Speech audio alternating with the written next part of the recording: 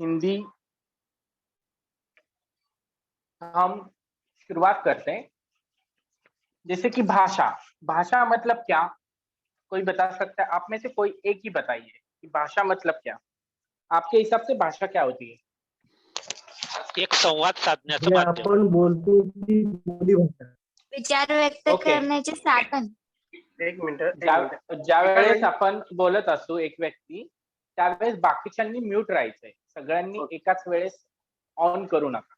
एका वेळेस एकानेच ऑन करून फक्त बोलायचं आहे. एक बार एक ही आदमी बोलेगा. हाँ, और बोलने के बाद अपना ऑडियो जो है वो ऑफ करना है.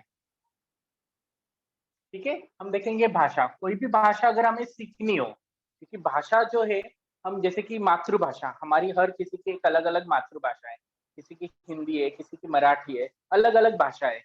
लेकिन वो भाषा जब हम सीखते हैं, वो भाषा सीखने के वक्त हम ग्रामर नहीं सीखते, क्योंकि हमारे जो आजू बाजू के परिसर में जो भाषा बोली जाती है, बचपन से हमारे फैमिली में जो भाषा बोली जाती है, उसी भाषा को हम सुनते, अच्छी तरीके से सुनते. उससे हम देखते हैं कि कहाँ पे स्त्रीलिंगी है, कहाँ पे पुल्लिंगी है, कहाँ पे सेंटेंस किस तरीके से बोलना है. इसके बारे में हम ज्यादा से ज्यादा जो संवाद है, हम बचपन से सीखते हैं. तो उसी तरीके से हमें आज जो हम भाषा सीखने वाले हैं, जो भाषा कौन सी है? हम पाली सीखने वाले हैं. कोई भी एक भाषा सीखनी हो हमें, पर वो भाषा सीखने से पहले हमें कोई एक जो हमारी मातृभाषा है या कोई और, वो भाषा हमें अच्छी तरीके से आनी चाहिए. कोई भी हो, अगर आपको मराठी भाषा आ रही है, तो मराठी चांगल्या प्रकारे येणं पण महत्वाचं आहे. जर तुम्हाला एखादी भाषा चांगल्या प्रकारे येत नसेल, तर तुम्ही दुसरी भाषा योग्य प्रकारे शिकू नाही शकत. तर त्यासाठी आपल्याला कुठली एक माध्यम, कारण की संवाद साधण्याचं जे माध्यम आहे, संवाद साधण्याचं जे माध्यम आहे, आता तुमच्याशी बोलतोय, एक तर हिंदी मराठी दोन्ही मिक्स असणार आहे. तर हिंदी मराठीत बोलणं हे काय झालं? तुमच्याशी संवाद साधण्याचं हे साधन झालं. पण हे साधन मी केव्हा यूज करू शकतो? ज्या वेळेस तुम्हाला ती भाषा समजेल. जब आपको ये भाषा समझ में आएगी तभी मैं इसका यूज कर सकता हूँ. अगर आपको ये भाषा ही समझ में नहीं आई, मैं जिस लैंग्वेज में बात कर रहा हूँ, तो आप दूसरी भाषा अच्छी तरीके से नहीं सीख सकते. इसके लिए हमें कोई भी एक लैंग्वेज अच्छी तरीके से आनी चाहिए. तो उसी के हिसाब से उसका ही आधार लेके हम दूसरी भाषा सीख सकते हैं. अभी हम देखेंगे कि कोई भी अगर भाषा सीखनी हो, तो भाषा सीखने के लिए हमें भाषा से रिलेटेड क्या होना चाहिए? उसका ग्रामर आना चाहिए, व्याकरण. भाषेचं व्याकरण येणं हे महत्वाचं आहे. का? सगळ्यात पहिले भाषा योग्य प्रकारे चांगल्या प्रकारे त्याची जी जडणघडण व्हावी, चांगल्या प्रकारे संवाद साधता यावा, यासाठी काय केलं गेलं की व्याकरण तयार केलं गेलं. सगळ्यात पहिले भाषा तयार झाली, त्यानंतर सेकंड व्याकरण तयार झालं. आपल्याला काय यायला हवं? तर व्याकरण येण्यासाठी आपल्याला यायला हवी वर्णमाला. व्याकरण का जो अगर देखा जाए मूल है, तो है वर्णमाला. वर्णमाला येणं जरुरी आहे. पण वर्णमाला येण्यासाठी आपल्याला त्या भाषेची लिपी पण माहिती असणं जरुरी. काय माहिती असणं जरुरी आहे? लिपी. कारण कुठली भाषा शिकायची असेल तर आपल्याला लिपी माहिती असणं जरुरी. आता मी बोर्डवर जे लिहितोय ते कोणत्या लिपीमध्ये लिहितोय? तर देवनागरी लिपीत लिहितोय. का? कारण की देवनागरी लिपी सर्वांना अवगत आहे. त्यामुळे मी देवनागरी लिपीत लिहितोय. जर इतरांना इतर लिपी अवगत असेल तर मी इतर लिपीत लिहेल. आपण बघतो की भाषा, पाली भाषा, पाली भाषेचा जो उगम आहे, त्याच्याविषयी नंतर तुमचं एक स्पेशल लेक्चर तर होणारच आहे. पण कुठल्याही भाषेचा उगम, जसं पाली भाषेचा उगम आपण बघतो की त्याच्या अगोदर आपल्याला छांदस भाषा दिसते. ठीक आहे. पाली भाषेच्या आधीची आपल्याला जी मूळ भाषा दिसते ती छांदस. छांदस मधून आपल्याला पाली, प्राकृत आणि संस्कृत या 3 भाषांचा उगम झालेला दिसतो. त्यातील आपण पाली भाषाविषयी बोलतोय. आता पाली भाषेमध्ये बघितलं गेलं तर आपल्याला वर्णमाला आहे, लिपी आहे. लिपी आपल्याला कळली की देवनागरी शिकणार आहे. पण वर्णमाला का? कारण की कुठल्याही भाषेचा जो मूळ पाया असतो तो वर्णमालेवर आधारित असतो. आता वर्णमाला जर बघितला गेली तर वर्णमालेमध्ये आपल्याला मूळ असतं ते स्वर, त्यानंतर असतं व्यंजन, स्वर, व्यंजन आणि अनुनासिक. अनुनासिक कुठल्याही वर्णमालेमध्ये हे 3 पार्ट असतात. त्या 3 गोष्टींवर आधारित त्या भाषेचं व्याकरण अवलंबून असतं. तर ते व्याकरण शिकण्यासाठी आपल्याला वर्णमाला माहित असणं जरुरी. जसं की आपण जर मराठी भाषा आहे, मराठी भाषेमध्ये एकूण किती वर्णमालेमध्ये एकूण किती अक्षर आहे? कोण सांगेल? 48. 48. मराठी भाषेत आपल्याला एकूण किती मूळ अक्षर मिळतात? तर 48. इंग्रजी भाषेत किती आहे? 26. 26.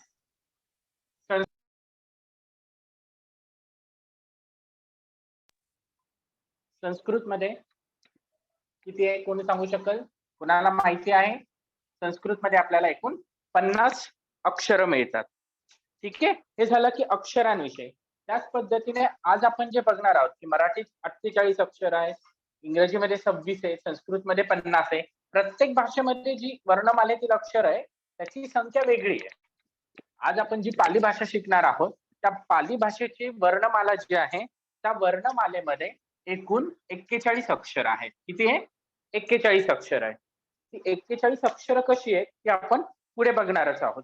पण ज्यावेळेस आपण आता बघितलं की भाषा शिकायची आहे, व्याकरण आलं पाहिजे, व्याकरणाबरोबर आपल्याला लिपी आली पाहिजे. ठीक आहे, लिपी तर येते आपल्याला, पण लिपी बरोबर ज्यावेळेस आपण एखादं वाक्य तयार करतो, ते वाक्य तयार करत असताना आपण काय करतो की अक्षरांचा उपयोग करतो. लिपी आली, लिपीमध्ये काय असतात? अक्षर. आता हे जे अक्षर आहे, अक्षरला आपण पालीमध्ये काय म्हणतो? अक्षर. अक्षर केव्हा तयार होतं? एखादा शब्द आहे, शब्दांपासून अक्षर तयार होतं. ठीक आहे, शब्द म्हणजे काय? शब्द बोलणे. आता एखादा अक्षर आहे, त्या अक्षराला एक विशिष्ट प्रकारचा ध्वनी आहे आणि त्याच्यापासून आपण काय करतो? शब्द तयार करतो. आणि शब्द तयार झाले की त्या शब्दांपासून आपण काय करतो? एकत्र करून एखादं वाक्य तयार करतो. अनेक शब्द एकत्र झाले की त्याचं आपण वाक्य तयार करतो. आणि ज्यावेळेस वाक्य तयार होतं त्या वाक्यांना आपण काय करतो?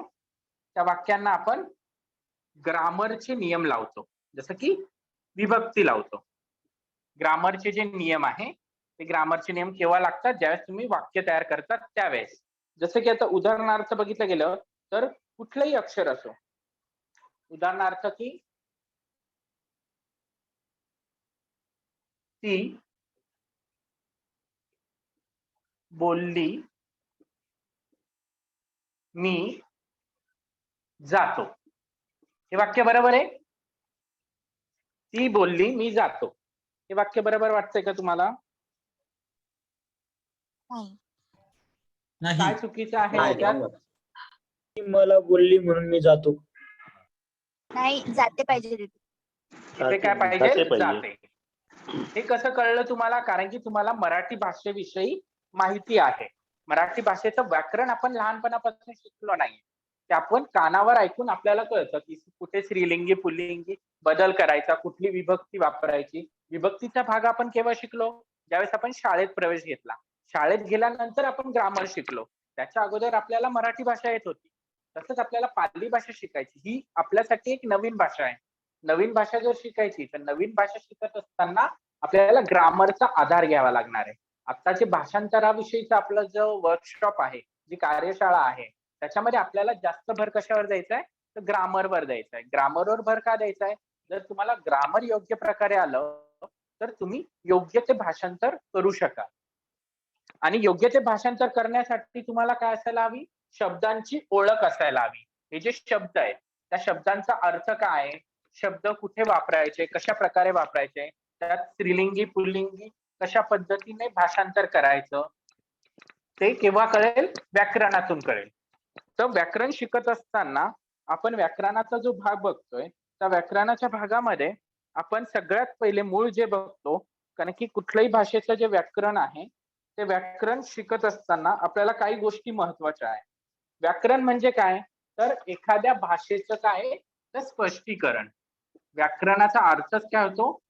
एखाद्या भाषेचं काय करणं? एखाद्या भाषेचं स्पष्टीकरण करणं. म्हणजे काय? विश्लेषण करून सांगणं. स्पष्टीकरण म्हणजेच व्याकरण होय. आता व्याकरण शिकत असताना आपण काय करणार आहे की व्याकरणाचा महत्वाचे काही भाग आहे ते बघणार आहोत. त्याच्यामध्ये आपण पालीमध्ये जे आहे पहिले सर्वात वर्णमाला बघूया. सगळ्यात पहिले महत्वाचं आहे वर्णमाला. आता वर्णमाला म्हणजे काय? तर वर्णमाला म्हणजे स्वर व्यंजनांचा जो संग्रह आहे त्याला आपण वर्णमाला म्हणतो. वर्णमाला हा शब्द बघितला गेला तर हा मराठी शब्द आहे. तर वर्णमालेमध्ये काय येतं? पाली भाषेत आपल्याला किती एकूण अक्षरं मिळतात? 41. त्या वर्णमालेमध्ये सगळ्यात पहिले येतो स्वर. स्वर म्हणजे काय? कोण सांगेल? स्वर ज्याचा उच्चार सहज व स्वतंत्रपणे केला जातो त्यास स्वर असे म्हणतात. बरोबर. ज्याचा उच्चार करण्यासाठी आपल्याला कुठल्याही इतर अक्षरांची काय करायला लागत नाही, मदत घ्यावी लागत नाही. ज्यावेळेस आपण स्वरांचा उच्चार करतो, कारण की आपलं उच्चारण जे आहे त्या उच्चारणावर सर्व अवलंबून आहे. ज्यावेळेस आपण गाथा म्हणतो, बुद्धवंदना म्हणतो, गाथा इतर म्हणतो, त्या गाथा म्हणत असताना आपलं योग्य उच्चारण होणं महत्वाचं आहे. बोलून झाल्यानंतर ऑडिओ ऑफ करा.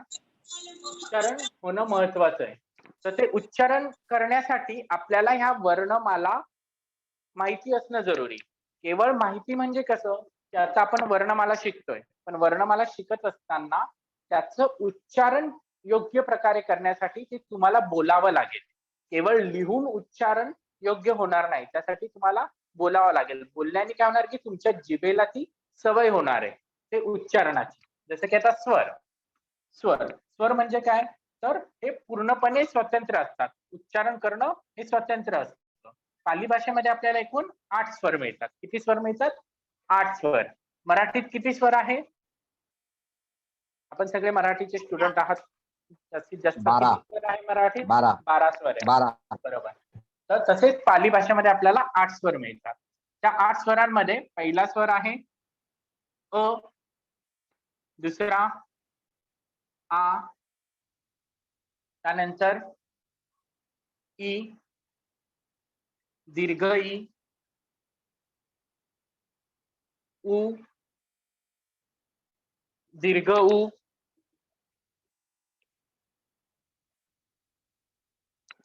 त्यानंतर ए आणि ओ. असे टोटल किती स्वर मिळतात आपल्याला पाली भाषेमध्ये? एकूण 8 स्वर मिळतात.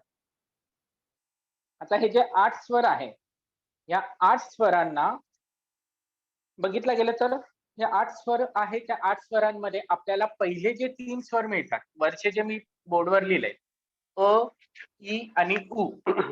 या सर तुमचा स्वरांना व्हिडिओ आपण स्टॉप झालाय का? पहा जरा. एक सेकंड.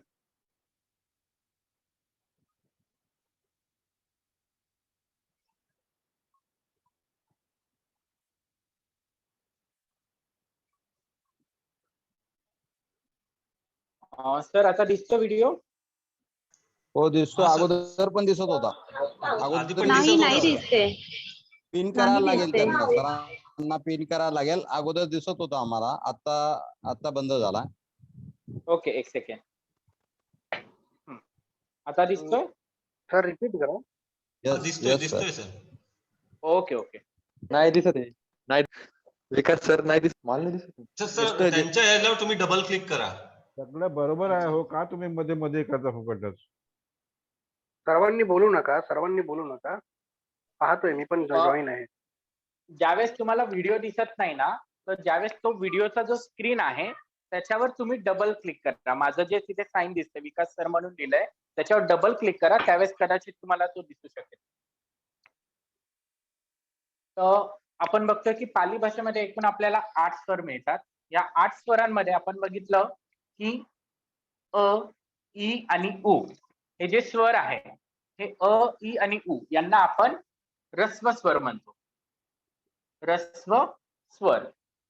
ऱ्हस्व स्वर का म्हणतो? कारण की याचं उच्चारण करण्यासाठी आपल्याला जास्त एनर्जी किंवा जास्त जोर द्यावा लागत नाही.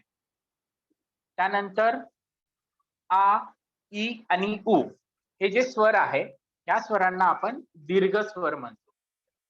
ऱ्हस्व आणि दीर्घ. ऱ्हस्व आणि दीर्घ हे मराठी शब्द आहे. याच्याविषयी जास्त सांगण्याची गरज नाही कारण त्यांना तुम्हाला कळतंय की कुठे ऱ्हस्व असतो आणि कुठे दीर्घ असतो. ठीक आहे. त्यानंतर हे शेवटचे जे दोन स्वर आहेत ए आणि ओ हे स्वर आपल्याला काय मिळतात की दोन्ही मिळून दोन्ही वेळेस आपल्याला वापरू शकतो. ऱ्हस्व आणि दीर्घ पण जास्त करून याचा वापर दीर्घ म्हणून होत असतो. पण तुम्ही ऱ्हस्व आणि दीर्घ म्हणून याचा वापर करू शकता. तर याच्यामध्ये जर बघितलं गेलं तर हे ऱ्हस्व आणि दीर्घ स्वर बघितले आपण. ऑडिओ ऑफ करायचा आहे. हे ऱ्हस्व आणि दीर्घ. त्याचबरोबर याचं आणखीन एक वर्गीकरण केलं जातं ते समान वर्गामध्ये. कोणते? अ आणि आ हे समान वर्गातील आहे. ई आणि ई समान वर्गातील आहे आणि उ आणि उ हे पण समान वर्गातील आहे. हे दोन्ही स्वर काय समान वर्गामधील आहे. हे झालं याच्याविषयी स्वरांविषयी. आता आपण ज्यावेळेस स्वरांचं उच्चारण करतो जसं मी सांगितलं की स्वर हे नेहमी स्वतंत्र असतात. तुम्ही ज्यावेळेस उच्चारण कराल तर उच्चारण करताना आपलं पूर्ण जे लक्ष आहे ते कुठे असायला हवं? आपला जे तोंड आहे, आपल्या तोंडाचा जो भाग आहे, आपली जीभ, आपले होठ, आपले दात या ठिकाणी कुठली क्रिया घडते ज्यावेळेस आपण उच्चारण करतो त्याच्याकडे जर तुम्ही योग्य लक्ष दिलं विकास सर तर रिपीट उच्चारण करताना सुधरेल. हिंदीमध्ये सतत हो हो. तर उच्चारण करताना आपल्याला आपल्या मुखाचा वापर करायचा है. जिस समय हम उच्चारण कर रहे हैं इन अक्षरों का, इन स्वरों का, तो इन स्वरों का उच्चारण करते समय हमें हमारे मुख के हमारा जो मुख है उस पे ध्यान देना है. कहाँ पे हमारी जो जीभ है, जीवा है, वो कहाँ पे टच हो रही है, हमारे ओठ जो है वो कहाँ पे टच हो रहे हैं, उसके ऊपर ध्यान देना है. जैसे कि अभी हम उच्चारण करेंगे अ, आ, ई, उ, ए और ओ. हम देखेंगे कि यहाँ पे अ का उच्चारण करते वक्त हमें ज्यादा जोर नहीं देना पड़ता है, हमें कम एनर्जी लगती है. लेकिन आ का उच्चारण करते वक्त हमें उस शब्द के ऊपर क्या करना पड़ता है कि उस शब्द के ऊपर हमें जोर देना पड़ता है. तो ये डिफरेंस हमें याद रखना है. ये हो गए हमारे 8 स्वर. स्वर के बाद क्या आता है आगे? स्वरानंतर काय येतं? व्यंजन. व्यंजन. व्यंजन. ओके. जसं आपण बघतो की मराठी भाषेत किती व्यंजन आहे? 25 48 एकूण वर्णमालेत अक्षर आहे. त्यातली 12 काय झाली? 12 स्वर झाले. मग उरलेले काय असणार? व्यंजन असणार. त्याच पद्धतीने उसी की तरह हमें पाली भाषा में हमें जो व्यंजन मिलते हैं वो कितने हैं व्यंजन? कौन बता सकता है? हमारे 8 स्वर हो गए. उसके बाद है 32 व्यंजन है. कितने? 32 व्यंजन है. तो ये 32 व्यंजन जो है इनके बारे में हम देखेंगे. अभी ये व्यंजन के बारे में देखते वक्त हम देखेंगे इन व्यंजनों को हमने अलग अलग इसमें डिवाइड किया हुआ है. किस तरीके से? तो उच्चारण के हिसाब से ज्या पद्धतीने आपण उच्चारण करतो, ज्या पद्धतीने आपण उच्चारण करतो त्या उच्चारणानुसार या 32 व्यंजनांना विभागल्या गेलंय. आपण बघतो की आपण गाथा बोलत असताना आपल्या चुका होतात. प्रत्येकाचं उच्चारण हे वेगळं असतं. का असतं? कारण की व्यंजनांचं उच्चारण करणं त्यांना जमत नाही. का? कारण की जिभेला त्या शब्दांची सवय नाही. त्यासाठी आपण हे उच्चारण करताना बोलायला शिका. ठीक आहे. तर आपल्याला इथूनच सुरुवात करायची व्यंजनांपासून. तर व्यंजन म्हणजे काय? तुमच्या मते व्यंजन म्हणजे काय? स्वराच्या साह्याशिवाय त्याचा उच्चार पूर्ण होऊ शकत नाही. ती व्याख्या झाली. पण असं व्यंजनांना आपण काय म्हणू शकतो? कॉन्स्टंट. हो, तो इंग्लिश मध्ये झालं. कॉन्सोनंट इंग्लिश मध्ये झालं. व्यंजन जो आहे वो काय अपूर्ण उच्चारणाचे वर्ण. ज्या जसं की स्वर वर्णांचा उच्चार करण्यासाठी शेवटी स्वरांचा उपयोग केला जातो त्यांना व्यंजने किंवा स्वरांत म्हणतात. बराबर बराबर. व्यंजन हम किसे बोलते हैं? जिसका उच्चारण करने के लिए स्वरों का क्या करना है? हमें स्वर ऐड करने होते हैं। जैसे कि हम देखेंगे कि क ये जो अक्षर है क का उच्चारण करने के लिए उसमें हमें अ ऐड करना पड़ता है। जब तक स्वर ऐड नहीं होंगे तब तक हम उसका व्यंजनों का उच्चारण नहीं कर सकते। तो इसमें अ ऐड होना जरुरी आहे, तभी हे पुरा क बन सकता है। तर आपण व्यंजन जे बघतो ते हलंत असतात आणि एक आणखीन एक मध्ये मध्ये आपण पालीचे काही नियम शिकणार आहोत। जसं की हम पाली के कुछ नियम सीखने वाले हैं कि जिसमें कि एक है कि पाली में हमें हलन शब्द मिळते नाहीये। जे हलंत शब्द असतात ज्याला आपण पाय मोडणं म्हणतो मराठी भाषेत जर थोडक्यात बघितलं गेलं तर ते हलंत शब्द आपल्याला पालीमध्ये मिळत नाही। तर आपल्याला पूर्ण शब्द पालीत मिळतात। ते कसे ते आपण अधूनमधून शिकणारच आहोत। तो ये व्यंजन जो है व्यंजनों को उनके उच्चारण के हिसाब से डिवाइड किया गया है। उसमें हमें 5 वर्ग मिलते हैं, टोटल 6 वर्ग है। उसमें से पहला वर्ग है क वर्ग। वर्ग वर्ग ये जो शब्द है ये पाली शब्द है। वर्ग को हम मराठी या हिंदी में वर्ग बोलते हैं। वर्ग, ठीक है, इसको हम पाली में क्या बोलते हैं? वर्ग। क वर्ग, च वर्ग, ट वर्ग, त वर्ग और प वर्ग। ये टोटल 5 वर्ग है। इन 5 वर्गों के आधार पे ही हम उनको डिवाइड करते हैं अलग अलग उच्चारण के हिसाब से। तो उसमें हम ये 5 वर्ग है और जो बचे हुए उनको हम सम्मिश्र वर्ग कहते हैं। सम्मिश्र वर्ग हमें 2 व्यंजनों का आधार लेना पड़ता है, इसलिए उसको सम्मिश्र वर्ग कहा गया है। तो उनमें से हम एक एक वर्ग देखेंगे। उसमें से पहला क वर्ग। क वर्ग में 5 अक्षर है। पहला अक्षर है क, उसके बाद ख, ग, घ। एक सेकेंड।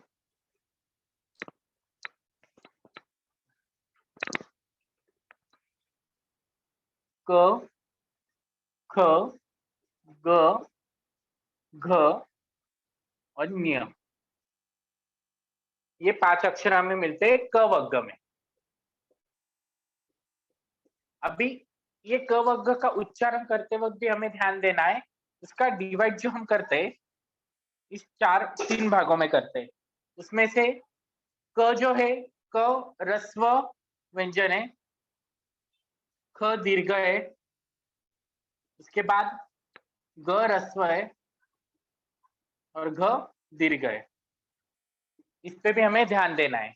और जो लास्ट वाला है वो हम बाद में देखेंगे। लास्ट वाला जो अक्षर है उसके बारे में हम बाद में देखने वाले। तो इस हिसाब से हमें उनका उच्चारण भी करना है। जैसे कि हम अगर क का उच्चारण, क वर्ग का उच्चारण कर रहे हैं, आप सब अपने सामने अगर हाथ रखेंगे तो जब आप उच्चारण करके देखिए, ऑडियो ऑफ ही रखना है, ऑडियो ऑन नहीं करना है। तो क का उच्चारण कीजिए, क, ख, ग, घ, ञ। उस वक्त आपको क्या डिफरेंस लगा? इसका उच्चारण करते वक्त डिफरेंस क्या लगा? क और ख का उच्चारण करते वक्त क में क्या हुआ और ख में क्या हुआ? बताइए। क ह्रस्व हुआ, ख शार्ट। उच्चारण करताना तुम्हाला काय जाणवलं? तुमच्या हाताला काही गोष्टी जाणवल्या का? उच्चारण करताना तुमच्या मुखातून काही निघतं का? क आहे शॉर्ट मध्ये करता येतो आणि ख म्हणत असताना थोडा लांब वाढवायला चाललाय आणि हवा जोर जास्त द्यावा लागतो लागतो। हाताला. बरोबर। क चा उच्चार ज्यावेळेस आपण करतो त्यावेळेस आपल्याला त्याच्यावर जोर द्यावा लागत नाही आणि क चा उच्चारण करताना आपल्या मुखातून कुठल्याही प्रकारची हवा बाहेर निघत नाही। आपल्या हाताला हवेचा स्पर्श होत नाही। तर ख चा उच्चार करताना हवा जी आहे ती आपल्या हाताला स्पर्श होते। हा फरक लक्षात ठेवायचा। या पद्धतीने तुम्ही जर उच्चारण करायला शिकलात तर तुमच्या उच्चारणाच्या चुका होणार नाही। हा झाला याच्या विषयीचा भाग। उच्चारण करने के लिए हमें ये याद रखना है। ये हो गया क वर्ग। आगे का वर्ग देखेंगे हम। क के बाद आएगा च वर्ग। च वर्ग में हमें जो अक्षर मिलते हैं च, छ, ज, झ और न्य। अभी जो लास्ट वाला अक्षर है, वो लास्ट वाला अक्षर जो है वो हमें ज्यादा करके पाली में मिलता है। जैसे कि इस अक्षर से जो शब्द मिलते हैं, जैसे कि हम पहिया कहते हैं, पहिया, पहिया मतलब प्रज्ञा।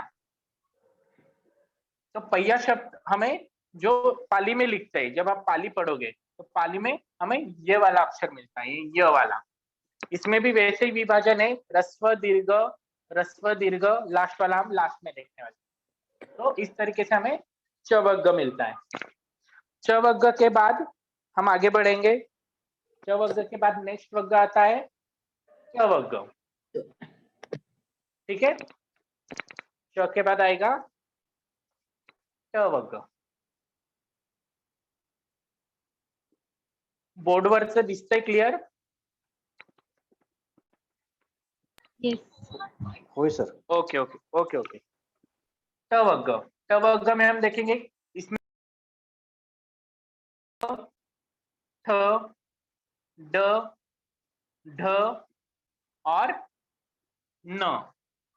ट, ठ, ड, ढ, न, ये हमें 5 अक्षर मिले। उसके बाद त वर्ग आता है। त वर्ग भी हम देख लेंगे उसके साथ साथ। त वर्ग में हमें त, थ, द, ध, त, थ, द, ध, न। हर वर्ग में जो हम 5 वर्ग देख रहे हैं उसका विभाजन आप याद रखिए, वो 3 इसमें होगा। पहला रस्व दीर्घ, रस्व दीर्घ, इस तरीके से ही विभाजन कीजिए तो उच्चारण करना इजी हो जाएगा आपके लिए। तो ट वर्ग त वर्ग हो गया। उसके बाद लास्ट वाला वर्ग है वो है प वर्ग। ये हो गया लास्ट वाला, मतलब उसके बाद भी सम्मिश्र वर्ग है प वर्ग। प वर्ग में हमें जो अक्षर मिलते हैं वो है प, फ, ब, भ और म। प, फ, ब, भ, म, ये वाले अक्षर हमें कहाँ पे मिलते हैं? ये हमें मिलते हैं प वर्ग में। प के बाद हम देखेंगे आगे वाला सम्मिश्र वर्ग। अभी अब तक हमने कितने अक्षर देखे, कौन बता सकता है? व्यंजन में हमें 32 व्यंजन मिलते हैं अक्षर। 25 उसमें से हमने कितने देखे अब तक? 25 25। ठीक आहे, 25 अक्षर आपण बघितले. त्यानंतर आता येणार पुढे संमिश्र वर्ग. अभी सम्मिश्र वर्ग में हमें जो अक्षर मिलते हैं वो है य, र, ल, व. कोण सांगेल अजून पुढे? जसं की आपण मराठीत लिहितो, पाली भाषा में श, ओके, ठीक है। जैसे कि हम देखते हैं कि य, र, ल, व, और ज्यादा करके हम श और श का यूज करते हैं, पर पाली भाषा में हमें ये दोनों ही अक्षर जो है ये हमें नहीं मिलते। इन अक्षरों के अलावा हम इन अक्षरों का जो परिवर्तन होता है, इन अक्षरों के अलावा हम कौन से अक्षर का यूज करते हैं? स। तो पाली भाषा में हमें श और श ये दोनों भी अक्षर नहीं मिलते। इसमें हमें कौन सा अक्षर मिलता है? स। उसके बाद ह और ळ। अभी ये ळ जो है वो हमें मराठी में मिलता है, पाली भाषा में मिलता है, लेकिन हिंदी में ळ नहीं है। तो इस तरीके से हमें पाली भाषा में ये अक्षर मिलते हैं। अभी तक कितने हुए थे? 25, 26, 27, 28, 29, 30, 31, 32। कितने हो गए? 32 व्यंजन हो गए। ठीक है, इनका उच्चारण भी उसी की तरह करना है। और जो मैं लास्ट में बताने वाला था, ठीक है, ये सम्मिश्र वर्ग हो गए य, र, ल, व, स, ह और ल। तो पाली में हमें ये दो शब्द नहीं मिलते, श और श, ये दोनों पाली भाषा में नहीं है। ठीक है, ये हो गया। ये हा के आगे कौन सा अक्षर है सर? हा पे आगे ह, ह के आगे कोणते ये दोन ळ शब्द आहे। नाही पाली भाषेत? तुमच्या प्रश्नांचं उत्तर नंतर दिलंच जाईल। ठीक है, ये पाली भाषा में हमें ये ळ मिलता है जो हिंदी भाषा में नहीं है। ऑडियो ऑफ करा, जो हिंदी भाषा में नहीं है। तो ळ हमें पाली और मराठी लैंग्वेज में मिलता है, मराठी भाषा में मिलता है, हिंदी में नहीं है। और जो शब्द का हम यूज नहीं करते वो है श और श, शाम वाला श और षटकोण वाला श, ये दोनों पाली भाषा में नहीं है। इनके बदले हम कौन से शब्द का यूज करते हैं? स का। जैसे कि हमें शाम लिखना है, शाम, तो हम क्या लिखेंगे? शाम। श के बदले हमने स का यूज किया है, तो ये याद रखिए। ठीक है, आगे देखते हैं। और उसमें हमने जो 5 वर्ग देखे थे, क से लेके प तक का, ठीक है, ये 5 वर्ग जो हमने देखे उसके लास्ट में हर एक अक्षर था। जैसे कि क वर्ग में ये वाला था, च वर्ग में ये, उसके बाद ट वर्ग में न, उसके बाद त वर्ग में न, और म वर्ग में क्या था? म था। सॉरी, प वर्ग में म था। ये ये जो लास्ट वाले अक्षर है इनको हम क्या कहते हैं? पाली भाषा में हम निगहित कहते हैं। निगहित, निगहित का मतलब होता है, इसको हम मराठी में क्या कहते हैं? अनुनासिक। अनुनासिक, अनुनासिक का मतलब ही होता है कि जिसका उच्चारण करते वक्त हम नासिका का यूज करते हैं। नासिका मतलब हमारा नाक, ज्याचं उच्चारण करताना आपण नाकाचा वापर करतो। आपण बघतो की खूप सारे जण ज्यावेळेस उच्चारण करतात, जसं की आपण बोर्डवर मी लिहितो, काय लिहिलंय बोर्डवरती? एकानेच कोणीतरी सांगा। बुद्धम। अभी इसका उच्चारण करते वक्त हम क्या करते? म, लास्ट में म का उच्चारण करते। किसका उच्चारण करते? बुद्धम। अनुनासिक का ही मतलब म का उच्चारण होता है। पर जब हम पाली सीख रहे, ये जो अनुनासिक है, अनुनासिक मतलब क्या कि इसका उच्चारण करते वक्त हमें नाक का यूज करना है। तो हमारा जो लास्ट वाला साउंड है बुद्धं, उच्चारण जो है हमें नाक से करना है। हमारे दोनों होठ जो है एक दूसरे को लास्ट में ये नहीं होणे चाहिए, दोन्ही होठ एकमेकांना स्पर्श होता कामा नये। तर त्याचं उच्चारण करताना आपल्याला नाकाचा वापर करायचा आहे।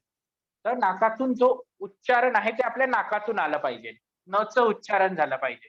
तर हे अनुनासिक मध्ये येतं, जसं की पैया, ठीक आहे, धम्म,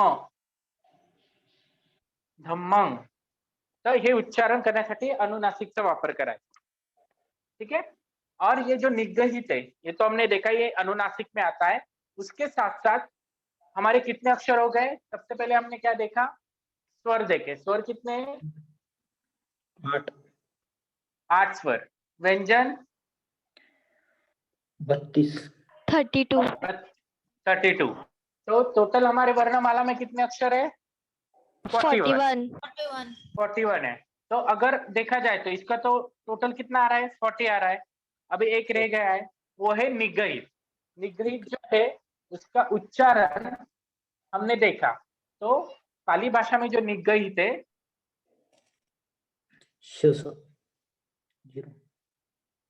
इसको समझने के लिए जैसे कि ये वाला अक्षर है, ऐसे तो समझ में नहीं आ रहा है।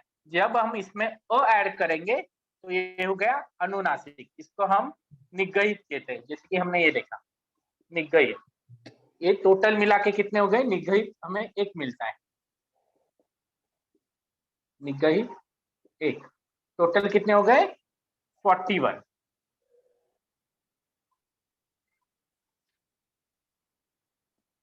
इस हिसाब से हमें क्या करना है, इन अक्षरों को हमने विभाजन किया हुआ है अलग अलग इसमें उनके उच्चारण के अनुसार। ठीक है,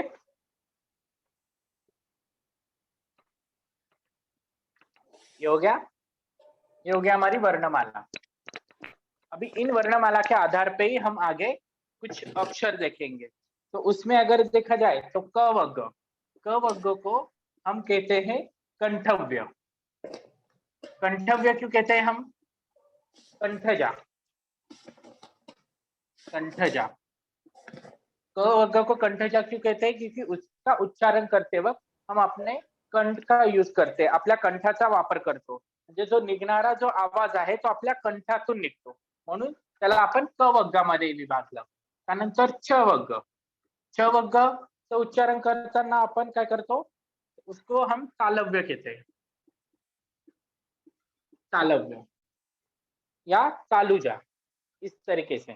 तो इसका उच्चारण करते वक्त क्या होता है, कौन सी क्रिया घडती है, याचं उच्चारण करताना कोणता हे होतं, आपल्या मुखातून आपलं जे तोंड आहे, तोंडाचा जो भाग आहे त्यात कोणती क्रिया घडते, कोण सांगू शकेल? च चं उच्चारण करताना टाळूला टच होते आपली टंग. जीभ टाळूला लागते. जीभ काय आहे, ती टाळूला लागते, बरोबर. पण जीभ ज्यावेळेस टाळूला लागते आपण असं म्हणतो, पण जिभेचा कोणता भाग टाळूला लागतो? टोकावरील भाग. टोकाचा. जिभेचा टोकाचा भाग काय म्हणतो आपण? टाळूला लागतो. पण जर बघितलं गेलं च, ज्यावेळेस तुम्ही च चं उच्चारण कराल, च का जब हम उच्चार करते तो हमारी जीभ का जो बीच वाला हिस्सा आहे, आपला जो मधला भाग आहे तो टाळूला स्पर्श होतो, त्याचं जे टोक आहे ते टोक स्पर्श होत नाही। पुन्हा च चं उच्चारण करून बघा, च, छ, ज, ज।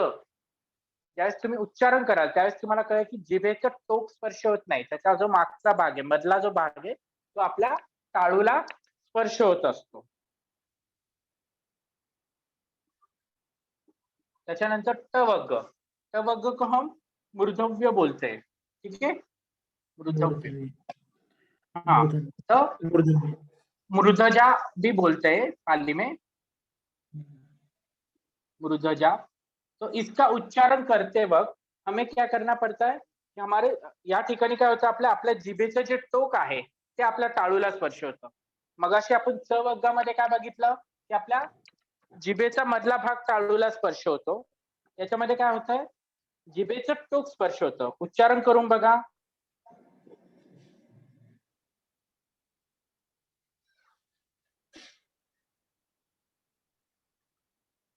मूर्धन्य। टचं उच्चारण करताना आपल्या जिभेचं जे टोक आहे, ट, ठ, ड, ध, काय होतंय, जिभेचं टोक स्पर्श होतंय। इथे जिभेचं टोक जे आहे ते स्पर्श होतं आणि इथे जिभेचा मधला भाग आहे तो टाळूला स्पर्श होतो। त्यानंतर त वर्ग, त वर्ग आहे, त वर्गाला आपण काय म्हणतो, दंतव्य। इथे काय होतं, करा तचा उच्चार, जिभेचा टोक वरच्या दातांच्या मागच्या बाजूस लागतो। जिभेचं जे टोक आहे, जिभेचा स्पर्श जो आहे तो कुठे होतो, वरच्या आपल्या दातांच्या मागच्या दाताच्या बाजूस लागतो। आतल्या बाजूने होतो। तो यहाँ पे हम हमारी जो जीभ है, जीवा है, वो जीवा का स्पर्श हमारे दांत को होता है, इसलिए यहाँ पे हम अपन क्या म्हणतो, याला दंतव्य म्हणतो। तर हे झालं त वर्ग। त्यानंतर प वर्ग, प वर्गाला आपण काय म्हणतो, ओठज्य, ओठव्य।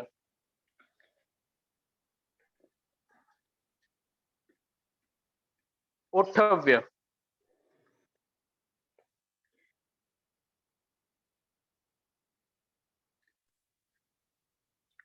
ओष्ठ।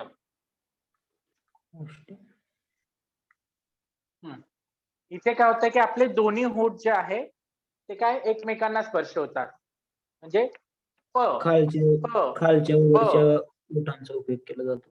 हो, तर त्या ठिकाणी ओठांचा वापर होतो, त्या ठिकाणी जीभ कुठेही स्पर्श होत नाही। तर उच्चारण करताना ह्या भागाकडे लक्ष द्यायचंय। हे प्रकार जर तुम्हाला लक्षात आले तर त्यानंतर तुम्ही योग्य ते उच्चारण करू शकतात. ठीक आहे. या प्रकारे आपल्याला उच्चारण करणं शिकायचंय. आपण जरी भाषांतराचा आपला वर्ग असला तरी सुरुवातीला आपण उच्चारणाविषयी बघितलं. का? कारण की उच्चारण योग्य असेल तरच तुम्ही योग्य ते भाषांतर करू शकता. ठीक आहे. तर यासाठी आपल्याला बघितलं गेलं, आपण व्यंजन बघितले. आता व्यंजनानंतरचा जो पुढचा भाग आहे तो पुढचा भाग येतो की आपल्याला पाली भाषेविषयी आपण बघणार आहोत. तर पाली भाषेमध्ये आपल्याला हे झालं वर्णमाला. आता आपण हळूहळू व्याकरणाकडे वळणार आहोत. तर काही आज फक्त मूळ बघून घेऊया की पाली भाषेमध्ये किती वचन असतात, किती लिंग असतात, याच्याविषयी आपण बघणार आहोत. सगळ्यात पहिले आपण बघू की पाली भाषेमध्ये आपल्याला 3 लिंग मिळतात. एक आहे पुल्लिंग. आता हे जे लिहिण्याची जी स्टाईल आहे ते आपण जे लिहिलंय ते कशा पद्धतीने लिहिलंय, तर पालीमध्ये आपण जसे अक्षर लिहितो पुल्लिंगी, नपुंसकलिंगी आणि स्त्रीलिंगी या पद्धतीने. त्यानंतर स्त्रीलिंग. आता स्त्रीलिंगाला पालीमध्ये बघितलं गेलं तर काय म्हणतात, इत्थिलिंगी. इत्थी म्हणजे स्त्री, इत्थिलिंगी. त्यानंतर नपुंसकलिंगी.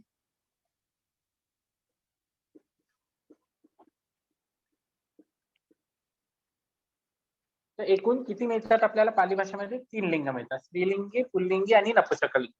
हे 3 झाले. त्याच पद्धतीने पाली भाषेमध्ये आपल्याला हे 3 लिंग, त्यानंतर 2 वचन मिळतात. किती वचन मिळतात? 2 वचन. पाली में हमें 2 वचन मिलते हैं, जैसे कि हमें अलग कई भाषा में 3 वचन मिलते हैं. इसमें पाली में हमें सिर्फ कितने वचन मिलेंगे? 2. उसमें है एक वचन और अनेक वचन. ऑडिओ ऑफ करा, कोणाचा ऑडिओ ऑन है. अनेक वचन या बहुवचन दोनों भी शब्द यूज कर सकते हैं आप. दोनों एक ही है, दोनों का अर्थ एक ही है. एक वचन और अनेक या बहुवचन, इस तरीके से हमें 2 वचन पाली भाषा में हमें मिलते हैं. ठीक है, ये 2 वचन हो गए. क्योंकि आगे का सब कुछ जो है, जो हम ग्रामर सीखने वाले हैं, तो ये इन चीजों पे ही सीखने वाला है. जैसे कि हमने पहले देखे कि 3 लिंग देखे, स्त्रीलिंगी, पुल्लिंगी और नपुंसकलिंगी.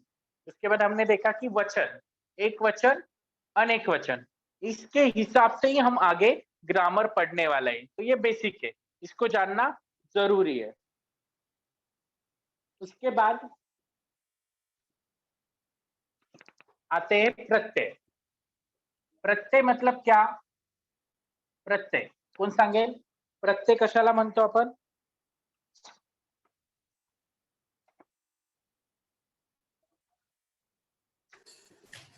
वाक्याचा अर्थ पूर्ण होतो त्याला प्रत्यय म्हणतात. वाक्याचा अर्थ कळण्यासाठी, वाक्याचा अर्थ कळण्यासाठी आपण, ओके, त्याचा उपयोग करून त्याला प्रत्यय म्हणतात.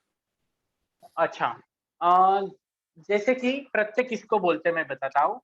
ठीक है, ला, नाते वगैरे असं. स, ला. बरोबर.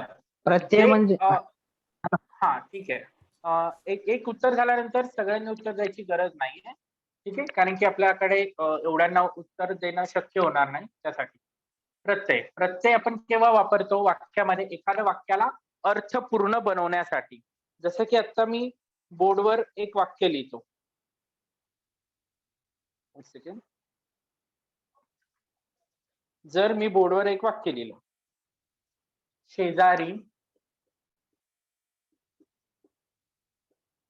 मधु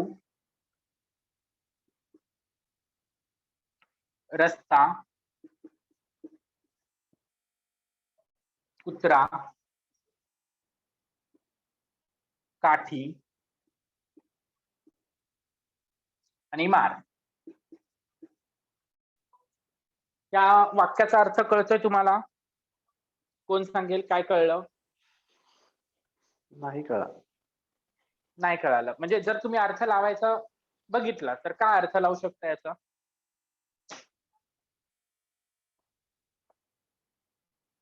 प्रत्येक जण वेगळा अर्थ लावेल. दोघा तिघांनी सांगा काय अर्थ लावू शकता. ही वाक्य सर? एकानेच कोणीतरी बोला, बाकीच्यांनी बंद ठेवायचं. बोला. हे शब्द टाकल्याशिवाय ते वाक्यच पूर्ण होणार नाही. कोणते शब्द? हे शेजारी, मधु, रस्ता. हो, पण आपण आता हे जे बोर्डवर वाक्य लिहिलंय ते या वाक्याचा प्रत्येक जण वेगळा अर्थ लावू शकतो. शेजारी कुत्रा पण असू शकतो, काठी शेजारी काठी पण ठेवलेले असू शकते. ठीक आहे, हे वेगवेगळे अर्थ आपण लावू शकतो. पण याला अर्थपूर्ण बनवण्यासाठी काय करावं लागेल? शेजारी, मधु, रस्ता, कुत्रा, काठी आणि मार. तर ह्या वाक्याला आपल्याला ज्यावेळेस अर्थपूर्ण बनवायचंय तर त्यासाठी आपण वापर ज्याचा करतो त्याला आपण काय म्हणतो? प्रत्यय म्हणत असतो. आणि हे प्रत्यय हिंदी क्या होगा सर? हिंदी? जी जी.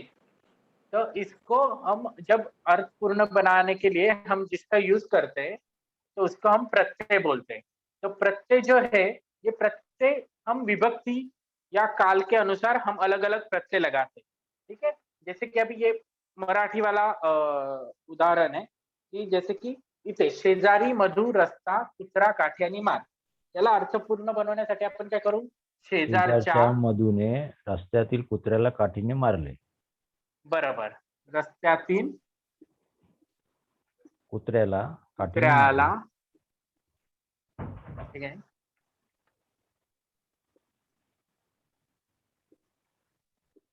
काठीने मारले. अभी इस वाक्य में हमने जो प्रत्यय लगाए इसे कौन से प्रत्यय लावले? चा, ने, तील, मारले, ने आणि ला. हे जे आहे यांना आपण काय म्हणतो? प्रत्यय म्हणतो. कळला? प्रत्यय म्हणजे काय? प्रत्यय जो होता है वो इस हिसाब से हम लगाते हैं. जैसे कि मुझे मला गावाला जायचंय. मुझे गाव जाना है. मुझे गाव जाना है. जो प्रत्यय लगाते हैं ने, स, ला, ये जो है ये प्रत्यय. तो उस हिसाब से पाले में भी अलग अलग प्रत्यय, उसके बारे में हम आगे सीखते जाएंगे एक एक प्रत्यय लेके. तो इस तरीके से हमें आगे बढ़ना है ग्रामर को लेके. तो ये प्रत्यय क्या होते हैं वो भी समझना जरूरी है. ठीक है, ये हो गया प्रत्यय के बारे में. उसके साथ साथ हमें पाली भाषा में 3 काल मिलते हैं. कितने?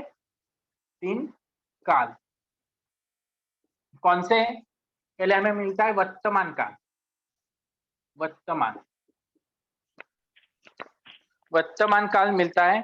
उसके बाद हम देखते हैं वर्तमान काल के बाद हमें आगे जो काल मिलता है वो है भूतकाल. भूतकाल. अब ये मराठी में लिखा वर्तमान काल, भूतकाल. भूतकाल को हम पाली में जो कहते हैं, पाली भाषा में हम अतीत काल कहते हैं.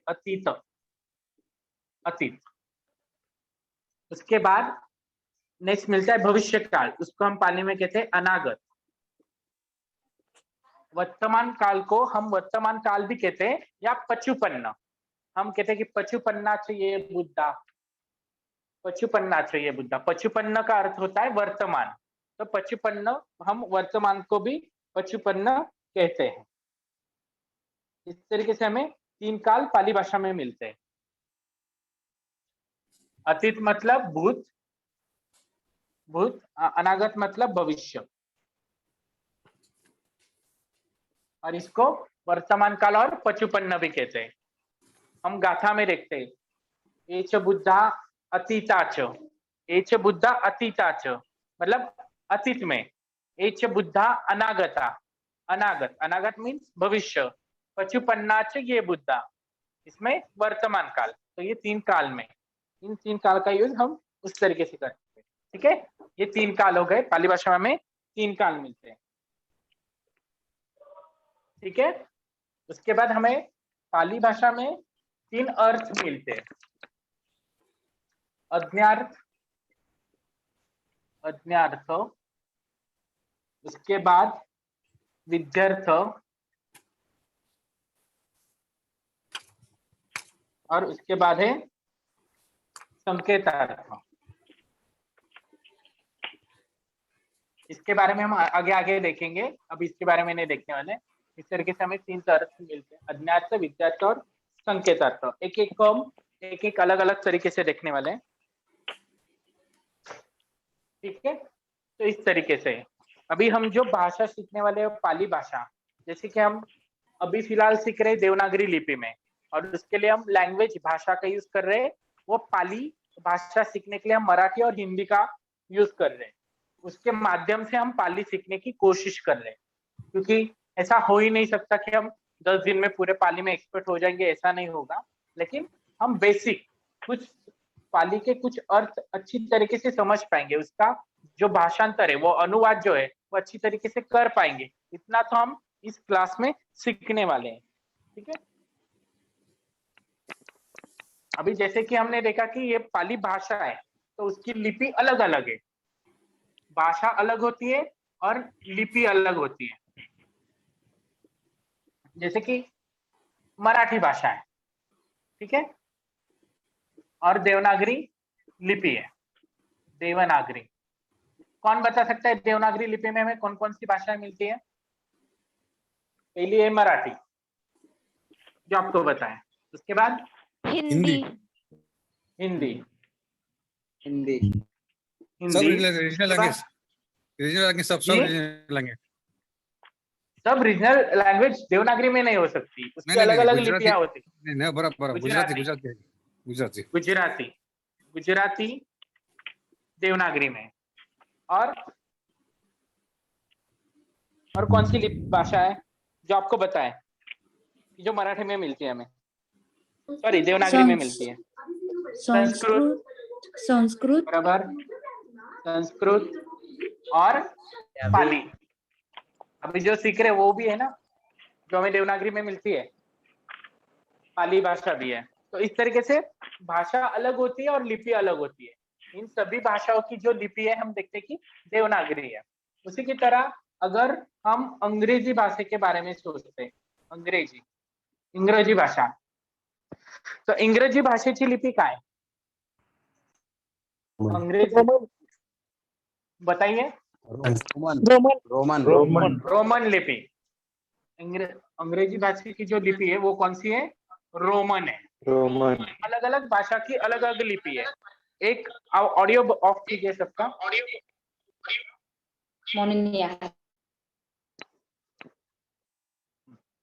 तो अलग अलग भाषा की अलग अलग लिपि है।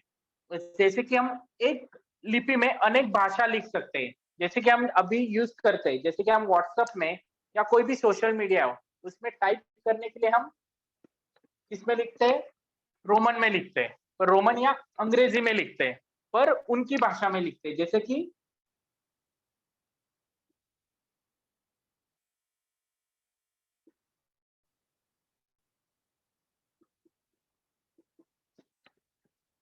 कौन पढ़ेगा?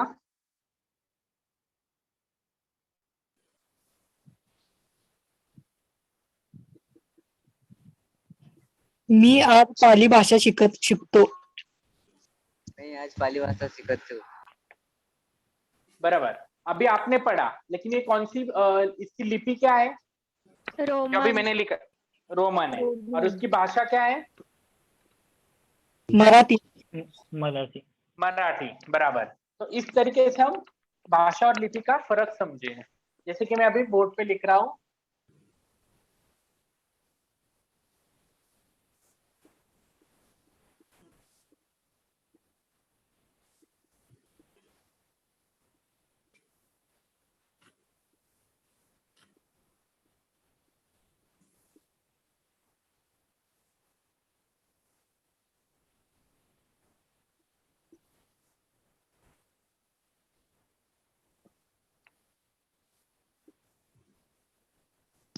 आवाज येत नाही.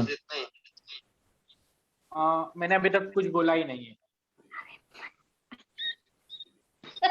ठीक है। अभी मैं जो लिख रहा हूँ, बुद्धं शरणं गच्छामि, दोनों ऑडियो ऑफ करायचा है तुमचा, ऑडियो ऑफ कीजिए। अभी इसमें हम देखेंगे कि अलग अलग भाषा है। कृपया ऑडिओ ऑफ कीजिए आपका। ऑन आहे. चेतन ढवळे, आपला ऑडिओ सतत ऑन राहतोय, लक्ष ठेवा त्याच्यावर.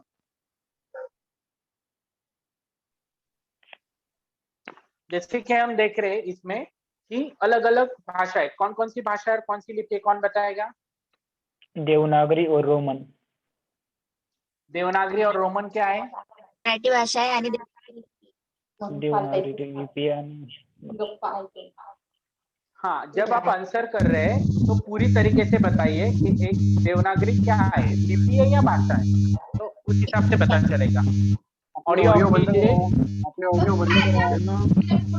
ऑडिओ बंद करा. तर देवनागरी भाषा आहे. देवनागरी लिपी अँड मराठी भाषा. हा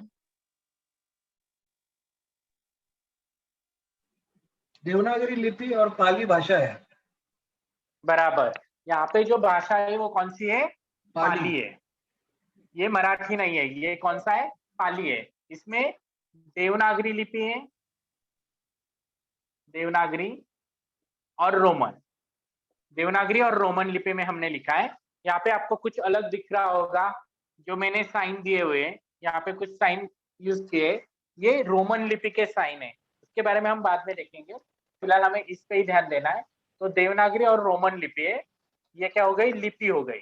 और इसकी जो भाषा है वो एक ही है, वो कौन सी है? पाली। तो ये जो पाली भाषा है हम आज सीख रहे हैं देवनागरी लिपि में, पर हमें जो पाली भाषा में कौन सा साहित्य मिलता है हमें सबसे ज्यादा? पाली भाषा में कौन सा साहित्य मिलता है? बौद्ध साहित्य. बुद्ध का साहित्य. हाँ, और वो साहित्य जो है वो साहित्य जिसको हम कहते हैं कि हम किसमें मिलता है? हमें त्रिपिटक में मिलता है, त्रिपिटक। जो त्रिपिटक है, ये त्रिपिटक हमें अभी जो अवेलेबल है उसकी भाषा क्या है? त्रिपिटक की भाषा क्या है? त्रिपिटक की पाली। बराबर। त्रिपिटक की भाषा कौन सी है? पाली है। पर हमें जिस लिपि में वो अवेलेबल है आज तक की, अभी जो अवेलेबल है वो टोटल 7 लिपि में हमें त्रिपिटक मिलता है। टोटल कितने लिपि में मिलता है? 7 लिपि में। उसमें से सबसे पहली हम एक एक करके देखेंगे। जैसे कि हम भारत में रहते हैं, भारत में हमें कौन सी लिपि में मिलता है? देवनागरी।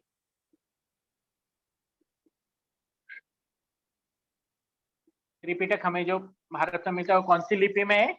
देवनागरी में। उसके बाद श्रीलंका में हमें सिंहली लिपि में मिलता है, सिंहली। उसके बाद बर्मा में, जिसे हम म्यांमार भी कहते हैं, हमें बर्मीज में मिलता है। ये अलग अलग लिपि है। लिपि मतलब स्क्रिप्ट। अलग अलग स्क्रिप्ट में हमें क्या मिलता है? त्रिपिटक मिलता है। मतलब अभी हमें अगर पाली पढ़ना है, हम इस 7 लिपि में हम पाली पढ़ सकते हैं। उसके बाद चौथा हमें थाईलैंड में मिलता है, थाईलैंड। थाईलैंड में हमें थाई लिपि में मिलता है। उसके बाद कंबोडिया,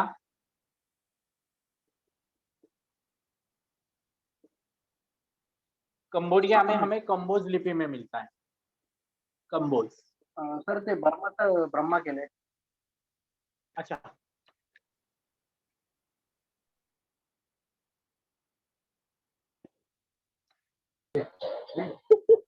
खाली पडेल आणि जम मारेल पकडेल. सदा अभ्यास राहिलाय ते मी गप्पा बस. ऑडियो ऑफ करा। आपले ऑडिओ ऑफ करा. आपल्या हसण्याचा अभ्यास करते ना, आवाज गप्पा बस. मम्मी वरडली ना, आपल्या हसण्याचा आवाज देखील डिस्टर्ब करतो इथे. तर आपले ऑडिओ बंद ठेवा सर्वांनी. विनंती आहे तुम्हाला.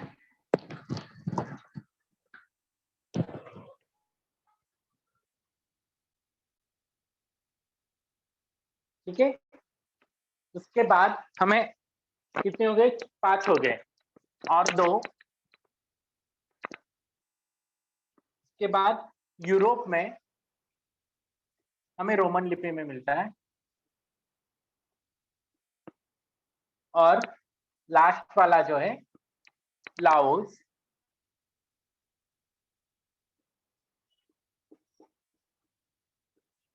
लाओस में हमें रूमेर में मिलता है। रूमेर नाम की एक लिपि है, उसमें मिलता है। कौन सी? रूमेर। इन 7 लिपियों में हमें फिलहाल त्रिपिटक अवेलेबल मिलता है। इसके बारे में अगर आपको ये 7 लिपियों में त्रिपिटक देखना है तो आप त्रिपिटका.org पे जाके इसके बारे में आप देख सकते हैं। इन अलग अलग लिपियों में एक ही शब्द लिखा है, जैसे कि बुद्ध शब्द लिखा है, ये 7 लिपि में अलग अलग तरीके से लिखा होगा, जो लिपि है उसमें लिखा होगा। तो ये हमें 7 लिपि में त्रिपिटक अवेलेबल मिलता है। सर बोला। सर त्रिपिटक हे मुख्य लिपीत कोणतं लिहिले आहे, कोणत्या लिपीत लिहिलेले आहे? मुख्य तसं बघितलं जाईल तर आपल्याला वेगवेगळ्या, ज्यावेळेस तुम्ही संगीत शिकाल त्यावेळेस तुम्हाला संगीताविषयी सर सांगतीलच थोडक्यात, त्यावेळेस तुम्हाला त्याच्याविषयी डिटेल्स मिळतील। आपल्याला सध्या अवेलेबल या 7 लिपींमध्ये सगळ्यात पहिले लिपीबद्दल केला गेला ते श्रीलंकेत लिपीबद्दल केला, ठीक आहे? त्याच्याविषयी तुम्हाला वेगवेगळ्या भाषेत हो, बंद सर करा आणि तुमचा ते व्हिडिओ. सर आपण हॅलो सर त्या कंटिन्यू करूया, नंतर आपण प्रश्न उत्तर सेशन घेऊया। व्हिडिओ बंद ठेवा।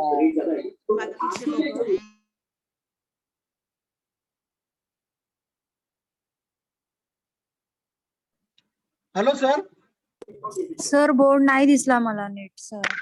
तुमचं इंटरनेट कनेक्शन वीक आहे, त्याच्यामुळे ते बोर्ड आणि तुम्हाला आवाज येत नसेल. इथे सर्व क्लिअर चालू आहे, सर्व क्लिअर दिसतोय, बोर्ड सुद्धा क्लिअर आहे, त्यांचा आवाज सुद्धा क्लिअर आहे. तुमचं इंटरनेट कनेक्शनचा प्रॉब्लेम असेल.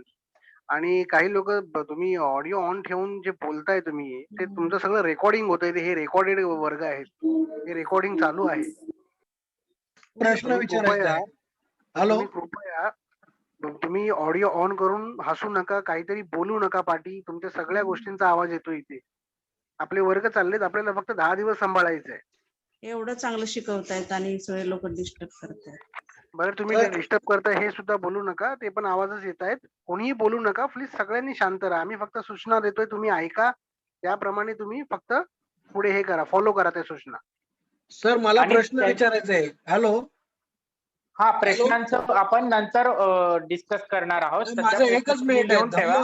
धम्म लिपी आहे का आणि ब्राह्मी लिपी आहे का? तो भाग आपण आता इथे चर्चा नाही करणार आहोत। आपला फक्त पाली भाषेसंबंधी आता भाषांतराचा विषय आहे।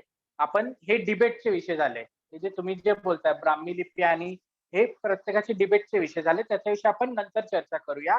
सध्या आपल्याला 10 दिवसामध्ये पाली भाषा अनुवादाचं ब्राह्मी लिपी आणि धम्म लिपी हा काय विषय आहे? हा आपल्या भाषांतराचा क्लासचा विषय नाहीये सध्या, हे सगळे डिबेटचे विषय आपण नंतर सर्वांना एक नम्र विनंती आहे, आपण सगळे मॅच्युअर लोक आहोत, आपण धम्माचं कार्य करतोय, असे लहान सहान प्रश्न विचारून आपली उत्कंठा आपल्याला आहे ती असू द्या, पण कमीत कमी जे महान कार्य चाललंय त्यात संयम ठेवा आणि बोलणं झाल्यानंतर बंद ठेवा. काही गरजेचं नाही, आपण बोललंच पाहिजे ना. प्रश्न आपल्याला येत आहेत तर आपल्या मनात ठेवा, उत्तर येतात आपल्याला माहिती आहे, किमान बोलणं झाल्यानंतर लगेच बंद करा किंवा गरज असेल तर बोलू पण नका. ही नम्र विनंती आहे. आपण सर्व श्रद्धावान लोक, सगळे संबुद्ध लोक आहोत. असं उत्तर देणं गरजेचं नाहीये की मी देतो म्हणून. ऐका प्लीज, थोडं संयमाने घ्या थोडं. धन्यवाद. थँक्यू. विकास सर, आजचा लेक्चर तुमचा हे करताय, तुम्ही स्टॉप करताय? हा, एक शेवटचा एक शब्द घेतो आणि स्टॉप करतोय आजचं, ठीक आहे? जसं आपण पालीमध्ये वर्णमाला बघितली, तर वर्णमाला लिहिताना आपण बघितलं की उच्चारण करताना बुद्ध शब्दाचं बुद्धम शरणं गच्छामी आपण कसं उच्चारण करायचं ते आज आपण बघितलं. आणि लिहिताना पण महत्वाचं आहे, ज्यावेळेस तुम्ही बुद्ध शब्द लिहितात, ठीक आहे, बुद्ध शब्द लिहितानाही तो योग्य प्रकारे लिहिला गेला पाहिजे. ज्यावेळेस आपण भाषांतराचा विषय घेतोय, तर भाषांतराचा विषय घेत असताना तुमचं लिखाण आणि शुद्ध लेखनही योग्य असलं पाहिजे. शुद्ध लेखनाच्या चुका नसाव्या भाषांतरामध्ये, कारण आपण अनुवादाचाच वर्ग आहे. तर ह्या चुका जर झाल्या तर तिथे भाषांतर योग्य होणार नाही. अच्छा, मी जे बोर्डवर लिहिले, जो मैंने बोर्ड पे लिखा है उसमें से कौन सा शब्द बराबर है, मतलब सही है। मैं नंबर देता हूँ, सिर्फ नंबर बताइए, फर्स्ट, सेकेंड और थर्ड, इसमें से कौन सा? 2 नंबर सेकंड. ओके, एकानी सेकंड उत्तर दिलं तर सगळ्यांनी सेकंड द्यायची गरज नाहीये. ज्यांना वेगळं उत्तर वाटतंय, जिनको अलग आंसर लग रहा है कि नहीं सेकंड में कोई अलग है, तो वो दे सकते हैं, और वो क्यों अलग है वो भी आपको बताना है, सिर्फ उत्तर देना है इसलिए नहीं देना है, ठीक है? इसके अलावा और कोई लगता है आपको answer? 1 number sir. 1 number, okay. क्यों 1 नंबर क्यों बराबर है? कौन बता सकता है? जिन्होंने बताया वही बताइए।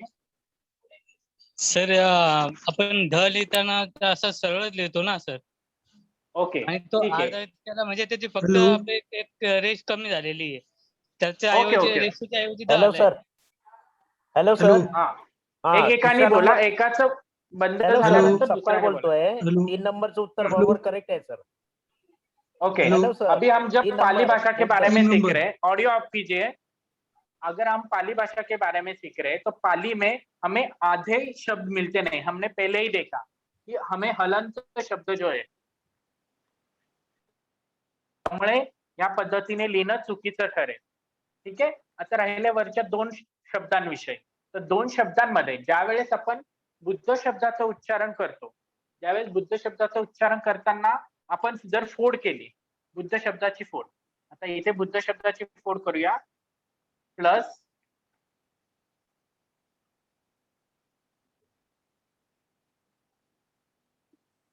प्लस ध, बरोबर आहे? इथे वेगवेगळी फोड येते, म्हणजे हेच अक्षर जर घेतलं, याच्यामध्ये द जो आहे हा अर्धा शब्द आहे। तर ज्यावेळेस तुमचा ध वरची जी शिरोरेखा आहे, जी वरची जी लाईन आहे त्याला टच होतो, त्यावेळेस या ठिकाणी तो ध काय होणार? अर्धा होणार आणि द पूर्ण होणार। तर बुद्ध शब्द लिहिताना तुमचा जो ध आहे तो वरच्या रेषेला कनेक्ट होता कामा नाही। ज्यावेळेस तुमच्या वरच्या रेषेला तो शब्द लागेल त्यावेळेस तो वेगळा शब्द बनेल। कारण तुम्ही बुद्ध शब्दाचं ज्यावेळेस उच्चारण करतात, इंग्लिश मध्ये लिहिताना पण आपण कसं लिहितो? बुद्ध, बरोबर? हा अर्धा द झाला आणि हा पूर्ण ध झाला आणि हा बु। कळालंय? तर लिहिताना याच्याकडे पण लक्ष द्या। हा आपण शब्द नेहमी लिहितो, सगळीकडे लिहितो, लिहिताना जे दुसरा नंबरचा शब्द आहे त्या पद्धतीने लिहिला गेला पाहिजे। पहिला आणि शेवटचा शब्द प्रमाणे लिहिता कामा नाही। ज्यावेळेस आपण दुसऱ्या पद्धतीने लिहितो आपण त्यावेळेस तो योग्य पाली शब्द राहणार आहे। तर याच्याकडे पण लक्ष द्यायचं आहे। ठीक आहे, आजचं लेक्चर आपण इथेच थांबूया। पुढे आपलं कंटिन्यू सुरू होणार आहे ग्रामर, ग्रामर मध्ये विभक्ती, काळ, आणखीन खूप सारे प्रकार असणार आहे, तर ते आपण हळूहळू बघणार आहोत। तर आजचा जो आपण बघितलं स्वर आणि व्यंजनाचं, त्याच्यावर तुम्ही योग्य ते लक्ष द्या, कारण की किती स्वर आहे, त्यात ऱ्हस्व दीर्घ याकडे लक्ष देणं पण तितकंच महत्वाचं आहे। ठीक आहे, तर आज आपण या ठिकाणी थांबू। पुढचं लेक्चर अरविंद सर कंटिन्यू करतील। Thank you very much. Thank you sir. Thank you. कोणाला काही प्रश्न आहे आजच्या लेक्चर विषयी तर 5 मिनिटात फक्त एक या दोघांनीच विचारा, की जे आपल्या सब्जेक्टशी रिलेटेड असेल, आज शिकलो त्याच्याशी रिलेटेड असेल तरच प्रश्न विचारा। हा बोला सर, निगहित विषयी सांगा ना सर थोडं, 1 मिनिट. निगहित विषय, ओके। निगहित हा जो शब्द आहे हा पाली शब्द आहे। ठीक आहे, निगहित आपण पाली, जसं आणि मराठीत आपण काय म्हणतो? अनुनासिक। मराठीत आपल्याला 2 प्रकारे दिसतात, एक अनुनासिक आणि अनुस्वार। अनुस्वार मराठीमध्ये आपण बघतो अनुस्वार आणि अनुनासिक। अनुस्वार केव्हा देतो? आपण वरती देतो। आणि अनुनासिक जे आहे की त्याचं उच्चारण करताना आपण काय करतो की आपल्या नाकाचा वापर करत असतो। तर आपण पाली भाषेमध्ये आपल्याला निगहित जे म्हणतो, निगहितलाच आपण अनुनासिक म्हणत असतो। निगहित हा फक्त पाली शब्द आहे, तो अनुनासिकच आहे। त्याचं उच्चारण करताना आपल्याला आपल्या नाकाचा वापर करायचा है। इसका उच्चारण करते वक्त हमें हमारी नासिका का यूज करना है। जसं की पैया, वाङ्मय, मराठीत आपण वाङ्मय म्हणतो, तो उच्चारण करताना तो आवाज जो आहे, तो साऊंड जो आहे तो आपल्या नाकातून येत असतो। तो या प्रकारे तो निगहिताचा वापर करायचा आहे। निगहित हा पाली शब्द आहे, फक्त अनुनासिकला पाली भाषेत आपण निगहित म्हणतो। सर, हा बोला। 3 प्रकारे बुद्ध लिहिलं होतं ना, ते पुन्हा एकदा हो. एक्सप्लेन करताय का please? Okay,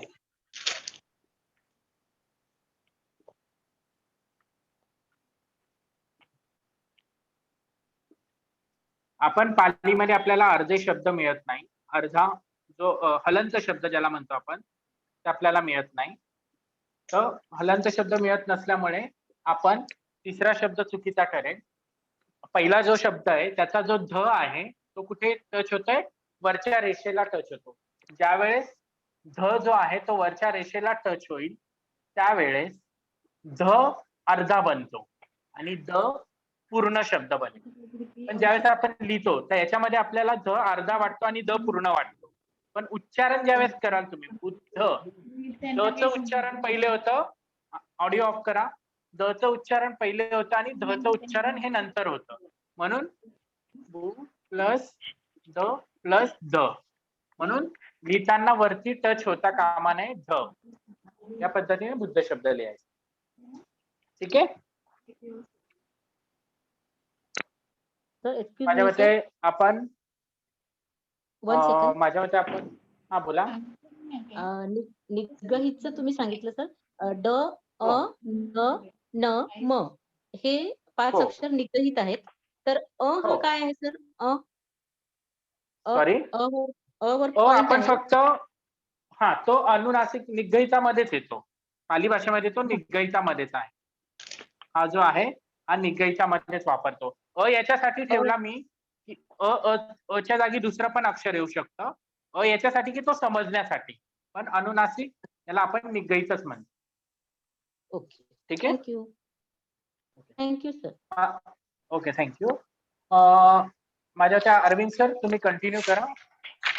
hello sir. Sir मला विचारायचं होतं. जय भीम सर. सर तुम्ही ते च वर्ग मधले शब्द सांगितलेत ना, ऱ्हस्व आणि दीर्घ, त्याच्यामधलं च छ ज झ आणि शेवटी सर तो त्र आहे का? तुम्ही ते पैया म्हणजे प्रज्ञाबद्दल पैया बोललात. तो त्र नाहीये पालीमध्ये. हा, पालीमध्ये अर्धा र मिळत नाही. आपला जो अर्धा र आहे, जसं की आपण कर्म वरती कर्म करतो तर र मिळत नाही. रच आता एक कर्मला पालीमध्ये आपण कम्म म्हणतो. धर्म याला आपण पालीमध्ये धम्म म्हणतो. ते आपण त्याच्याविषयी आपण नंतर ग्रामर शिकताना बघणारच आहोत. पण तो त्र नाहीये, तो य आहे. पैया. य आहे का तो सर? असा लिहायचा? पैया. हो, या पद्धतीने लिहायचा. अर्धा त्यानंतर एक लाईन आणि आपण त्र असा लिहितो. बरोबर. हो हो बरोबर. Thank you sir. Thank you. Arvind sir. Yes sir. हा सर कंटिन्यू करा. ठीक आहे. Okay, thank you very much. आपण या ठिकाणी सांगू.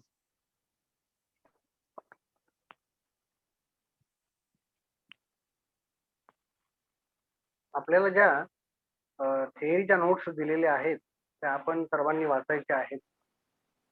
आणि तुम्ही जे प्रश्न आहेत तुमचे ते तुमचा वर्ग झाल्यानंतर तुम्हाला एक 5-10 मिनिटं दिले जातात. त्यावेळी तुम्हाला प्रश्न विचारायचे. माझा आवाज येतोय ना तुम्हाला सर्वांना? ते प्रश्न तुम्ही त्यावेळी विचारायचे. आता आजचा थिअरीचा लेक्चर आपल्याला उशीर झालेला आहे, तर मी तो लेक्चर घेतोय. आज आपण पाली भाषेचा उगम आणि विकास पाहणार आहोत आणि पाली कोणत्या प्रदेशाची भाषा होती हे पाहणार आहोत आपण. हा लेक्चर नवोदितांसाठी महत्वाचा आहे, तर तुम्ही ऐका. थोड्या वेळापूर्वी तुम्ही पाली भाषा आणि लिपी यातला फरक तुम्ही समजून घेतलेला आहे विकास सरांचा लेक्चर सुरू असताना. तर आता मला सांगा, पाली भाषा हा जो शब्द आहे, पाली भाषेला पाली हा जो शब्द आहे तो भगवान बुद्धांच्या काळामध्ये किंवा त्या पिरियड मध्ये हा शब्द होता का? पाली शब्द होता का? पालीला पाली हे नाव होतं का? आय थिंक हो नाही. सर. नाही नव्हतं. मागधी भाषेला म्हणतो. ऑडिओ बंद करा. ऑडिओ बंद करा. ऑडिओ बंद करा. पालीला पाली हा शब्द भगवान बुद्धांच्या काळामध्ये नव्हता. त्या काळामध्ये या भाषेला मागधी भाषाच म्हटलं जात होतं. हा शब्द पहिल्यांदा बुद्धघोषांनी 4व्या-5व्या शतकामध्ये त्यांच्या विशुद्धीमग्ग नावाच्या ग्रंथामध्ये पहिल्यांदा यूज केला आणि नंतर आपल्याला 12व्या शतकानंतरची जी पाली भाषेतील ग्रंथ आहेत त्या ग्रंथांमध्ये आपल्याला पाली हा शब्द पाली भाषेसाठी आढळतो. म्हणजे बुद्ध वचनांसाठी पाली हा शब्द आपल्याला आढळतो. तर आपणच तेच पाहणार आहोत. पाली भाषा या अर्थाने पाली शब्द त्रिपिटकात येत नाही. आपण जर त्रिपिटक तुम्ही पाहिलं तुमच्या मोबाईल वरती सुद्धा त्रिपिटक असेल, त्याच्यामध्ये सुद्धा तुम्ही टाईप करून सर्च इंजिन मध्ये पाहू शकता. त्याच्यामध्ये आपल्याला पाली शब्द आढळत नाही. पाली या शब्दाचा पहिला प्रयोग व्यापक दृष्टिकोनातून सर्वप्रथम आचार्य बुद्धघोष यांनी इसवी सनाच्या 4-5व्या शतकात विशुद्धीमग्ग नावाच्या ग्रंथात आणि त्याच्या अट्टकथेमध्ये केला होता. त्यांनी या पाली शब्दाचा उपयोग 2 अर्थांनी केला होता. त्या पुस्तकामध्ये, त्या ग्रंथामध्ये 2 अर्थांनी या शब्दाचा उपयोग केला होता. एक म्हणजे बुद्धवचन अथवा मूळ त्रिपिटक या अर्थाने केला होता आणि दुसरं म्हणजे पाठ अथवा मूळ त्रिपिटक या अर्थाने केला होता. बुद्धवचन किंवा पाठ अशा या 2 अर्थाने त्यांनी पाली या शब्दाचा प्रयोग केला होता त्यांच्या ग्रंथामध्ये. या प्रकारे आचार्य बुद्धघोष यांच्या मतानुसार पाली शब्दाचा मूळ अर्थ त्रिपिटक अथवा बुद्धवचन या अर्थाने घ्यावा. आपण आज जे त्रिपिटक पाहतो त्या त्रिपिटकाला दुसरा शब्द काय म्हणजे त्रिपिटक म्हणजेच काय बुद्धवचन आहे. त्रिपिटकामध्ये बुद्धवचनाशिवाय आपल्याला इतर काही आढळत नाही, त्यामुळे त्रिपिटकालाच बुद्धवचन म्हणतात. आणि संपूर्ण थेरवादाचं त्रिपिटक हे पाली भाषेमध्येच आहे. त्याच्या लिपी वेगवेगळ्या असतील पण भाषा पालीच आहे. त्याचं उदाहरण आहे आचार्य बुद्धघोषांनी जे हे केलं होतं, शब्द वापरला होता, त्यामध्ये ते म्हणतायत इमानी ताव पालीय अट्टकथाय पण. अर्थ काय होतो, हे पालीत आहे परंतु अट्टकथेत नाही. इति ती पाली असा त्याचा पाठ आहे. 4थ्या शतकात लिहिलेल्या दीपवंश नावाच्या ग्रंथात सुद्धा पाली बुद्धवचन या नावाने उपयोगात आणला आहे. 5व्या व 6व्या शतकात लिहिलेल्या खुद्दक निकायच्या परमंत दीपनी नावाच्या अट्टकथेत पाली शब्दाचा उपयोग मूळ त्रिपिटकाचा पाठ अथवा बुद्धवचन म्हणूनच केला आहे. 13व्या शतकात लिहिलेल्या चूळवंश नावाच्या पाली इतिहास ग्रंथात श्रीलंकेत पाली शब्दाचा उपयोग बुद्धवचन म्हणूनच केलेला आपल्याला आढळतो. तसेच श्रीलंकेत 14व्या शतकात धम्मकीर्ती महास्वामी म्हणजे धर्मकीर्ती महास्वामी यांनी लिहिलेल्या सद्धम्म संग्रहो या ग्रंथात सुद्धा बुद्धवचन या अर्थाने त्याचा उपयोग केलेला आहे. अगदी सुरुवातीला सांगितले की पाली शब्द हा 4थ्या शतकापासून 14व्या शतकापर्यंत बौद्ध धर्मीय ग्रंथांमध्ये आपल्याला दिसतो. त्यापूर्वीच्या त्रिपिटक साहित्यामध्ये पाली शब्द आपल्याला कुठेही आढळत नाही. सध्या पाली साहित्यात 3 प्रकारचे विचार प्रवाह आहेत. तर आपण ते 3 प्रकार बघणार आहोत. पहिला प्रवाह जो आहे तो आचार्य बुद्धघोषांनी त्रिपिटकातील अट्टकथेत पाली शब्दाचा उपयोग बुद्धवचन म्हणून केला आहे. तो सहजपणे केला नसावा, काहीतरी त्याचं कारण असावं. मुळात असा शब्द त्रिपिटकात असावा अथवा त्यानंतरच्या बौद्ध साहित्यात राहिला असावा जो 4थ्या शतकापूर्वी बुद्धवचन या अर्थाने प्रचलित असावा. त्यानंतर दुसरा प्रवाह जो आहे तो पाली शब्दाला पाठ अथवा बुद्धवचन या अर्थाने स्वीकारतो. पहिला प्रवाह काय स्वीकारतो, बुद्धवचन स्वीकारतो. दुसरा प्रवाह आहे तो पाली शब्दाला पाठ अथवा बुद्धवचन या अर्थाने स्वीकारतो. आणि तिसरा प्रवाह जो आहे तो पाली शब्द संस्कृतमध्ये पंक्ती या शब्दाचा अर्थ पाली असा गृहीत धरून त्या पंक्तीवरूनच पाली शब्दाची उत्पत्ती झाली असं गृहीत धरतो. तर या पहिल्या प्रवाहामध्ये आपल्याला भिक्खू जगदीश काश्यप येतात. भिक्खू जगदीश काश्यपांचं पाली संदर्भातलं मत आहे ते सर्वात ग्राह्य मानलं जातं आजही. त्यांचं पाली महाव्याकरण जर तुमच्याकडे पुस्तक असेल तर चांगलं आहे, नसेल तर तुम्ही जे पुस्तक मिळवा. पाली व्याकरणासाठी आतापर्यंत सर्वात बेस्ट पुस्तक आहे त्यांचं पाली महाव्याकरण. तर ते पुस्तक तुम्ही मिळवा. त्याच्यामध्ये तुम्हाला काही छांदस म्हणजे वैदिक भाषेतून आलेले शब्द सुद्धा तुम्हाला पाहायला मिळतील. असं मगाशी विकास सरांनी छांदस भाषेचा उल्लेख केला, तो आपण पुढे पाहणार आहोत. छांदस भाषेची कथा काय आहे पुढच्या लेक्चरला आपण ते कदाचित येईल आपल्याला. या प्रथम विचार प्रवाहात भिक्षू जगदीश काश्यप येतात. त्यांनी पाली महाव्याकरण नावाच्या जगप्रसिद्ध ग्रंथात असे म्हटले आहे की पाली शब्दाची उत्पत्ती पर्याय शब्दापासून झाली. हा पर्याय शब्द त्रिपिटकात अनेकदा आला आहे. तुम्ही आता जे ग्रामरचे लेक्चर अटेंड कराल, टेस्ट लागली, तुमचे ऑडिओ बंद करा. तुम्ही जे ग्रामरचे लेक्चर पाहणार आहात त्याच्यामध्ये तुम्हाला स्वर परिवर्तन तुम्हाला पाहायला मिळेल. स्वर परिवर्तन त्याच्यामध्ये पर्यायचं पर्याय सुद्धा झालेलं पाहायला मिळतं. म्हणजे र चा ल झालेला पाहायला मिळतो आणि ल चा र झालेला सुद्धा पाहायला मिळतो. याचं एक प्रत्यक्ष उदाहरण तुम्हाला राजस्थानमध्ये एक सम्राट अशोकांचा शिलालेख आहे, तिथे तुम्हाला पाहायला मिळेल.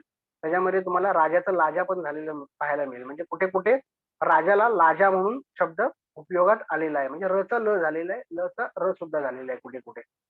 आता उदाहरण काय याचं, का नामो अयंग भन्ते धम्म पर्यायो ती. हे वाक्य आहे. अर्थ काय याचा, भन्ते हा कोणाच्या नावाचा धम्म पर्याय आहे. आता हाच धम्म पर्याय शब्द नंतर पर्याय झाला. सम्राट अशोकांच्या जयपूर राजस्थान येथील शिलालेखात पर्याय या शब्दाचा उपयोग केला गेला आहे. पाली शब्द याच पर्याय शब्दाचे संक्षिप्त रूप आहे. पर्यायचं नंतर काय झालं, पाली झालं, असं भिक्षू जगदीश काश्यपांचं मत आहे. आणि हे जवळजवळ सर्वमान्य मत आहे. तरी आपण इतर अभ्यासकांची मतं सुद्धा आपण पाहणार आहोत, कारण ते पाहणं गरजेचं असतं. पर्याय म्हणजे पर्यायचा अर्थ काय होतो? तुम्ही जर तुमच्याकडे अँड्रॉइड हे असेल पाली डिक्शनरी, तर तुमच्या नसेल तर डाउनलोड करून घ्या. फ्री पाली डिक्शनरी आहे, त्याच्यामध्ये पर्याय शब्दाचा अर्थ बघा. त्याचा अर्थ होतो बुद्ध उपदेश. पर्याय त्याचाच पर्याय झाला, पर्यायचा पर्याय झाला आणि पर्यायचा पाली झाला. याचा पुरावा म्हणून त्रिपिटक ग्रंथातील पाली शब्द देता येतील किंवा पाली शब्द ज्या शब्दात अथवा नावात समाविष्ट आहेत असे उदाहरण सुद्धा देता येईल. याची उदाहरणं आपल्याला दिग्गनिकाय पाली आणि मध्यम निकाय पाली इत्यादी ग्रंथामध्ये आपल्याला सापडतील. हा झाला पहिला प्रवाह भिक्खू जगदीश काश्यप यांचा. दुसऱ्या विचारधारेत भिक्खू सिद्धार्थ यांचे मत सुद्धा विचारणीय आहे. ते पाली भाषेचा उगम व विकास या ग्रंथामध्ये म्हणतात, पाली शब्दाचे मूळ संस्कृतच्या पाठ शब्दात पहावे. वैदिक काळात पाठ शब्दाला वेदाचा पाठ म्हणून संबोधित करत होते. आज सुद्धा पाठ शब्दासारखा उपयोग होत असावा. संस्कृत पाठ शब्द भिक्खू संघात पाळ झाला. पाळ शब्दाचेच विकृत रूप पाली असे आहे. ळ व्यंजनाचा उपयोग पाली भाषेत होतो, परंतु संस्कृत भाषेत होत नाही. भिक्खू सिद्धार्थ यांचे मत भाषा विज्ञान ध्वनी परिवर्तनाच्या नियमानुसार योग्य आहे, परंतु त्रिपिटक ग्रंथाचा जर अभ्यास केला तर पाळ शब्दाचा आपल्याला कुठेही पुरावा आढळत नाही. एवढेच नव्हे तर अट्टकथेत सुद्धा पाळ शब्द आपल्याला आढळत नाही. भिक्खू सिद्धार्थ यांचा विचार ऐतिहासिक आधार नसलेले एक विधान आहे. भिक्खू जगदीश काश्यपांचे विचार मात्र सर्व विद्वानांनी मान्य केलेले आहे. चाइल्डर्स यांच्या मते पाली म्हणजे संस्कृत मधील रेषा, ओळ, सिरीज होय व त्यानंतर त्याचा विकास पुस्तकांची सिरीज की ज्यामुळे बुद्धिस्ट टेक्स्ट सिरीजची निर्मिती झाली. जर तुम्ही त्रिपिटक बघितलं तर ती सुद्धा एक सिरीजच आहे, कॅनॉनिकल अँड नॉन कॅनॉनिकल. तुम्हाला हे थोडा अभ्यासाला येणार आहे. या थेअरी लेक्चर मध्ये सुद्धा आपण याविषयी पाहणार आहोत. हा झाला दुसरा विचार प्रवाह भिक्खू सिद्धार्थ यांचा. त्यानंतर तिसरा विचार प्रवाह आहे विदुशेखर भट्टाचार्य यांचा. यांचे मत असेच आहे काही. ते म्हणतात पाली शब्दाचा विकास संस्कृतच्या पंक्ती या शब्दाने झाला आहे. त्यांनी त्यासाठी विनय पिटकाच्या महावग्गातील उदाहरण दिले. मगध देशातील शेती पालीबद्ध म्हणजेच एका रांगेत असल्याचे उल्लेख केले आहे, परंतु यात 3 दोष आहेत. पाली ग्रंथ लिखित होणे आवश्यक होते, ते त्यावेळी नव्हते.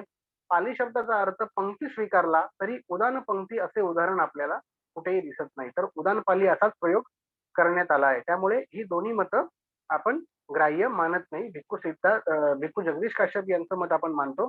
त्यांनी संदर्भ दिलेला आहे सम्राट अशोकांच्या शिलालेखाचा. पाली शब्दाची व्याख्या अभिधानप्प दीपिका मध्ये असे म्हटले आहे की पाथो रक्कती पाली.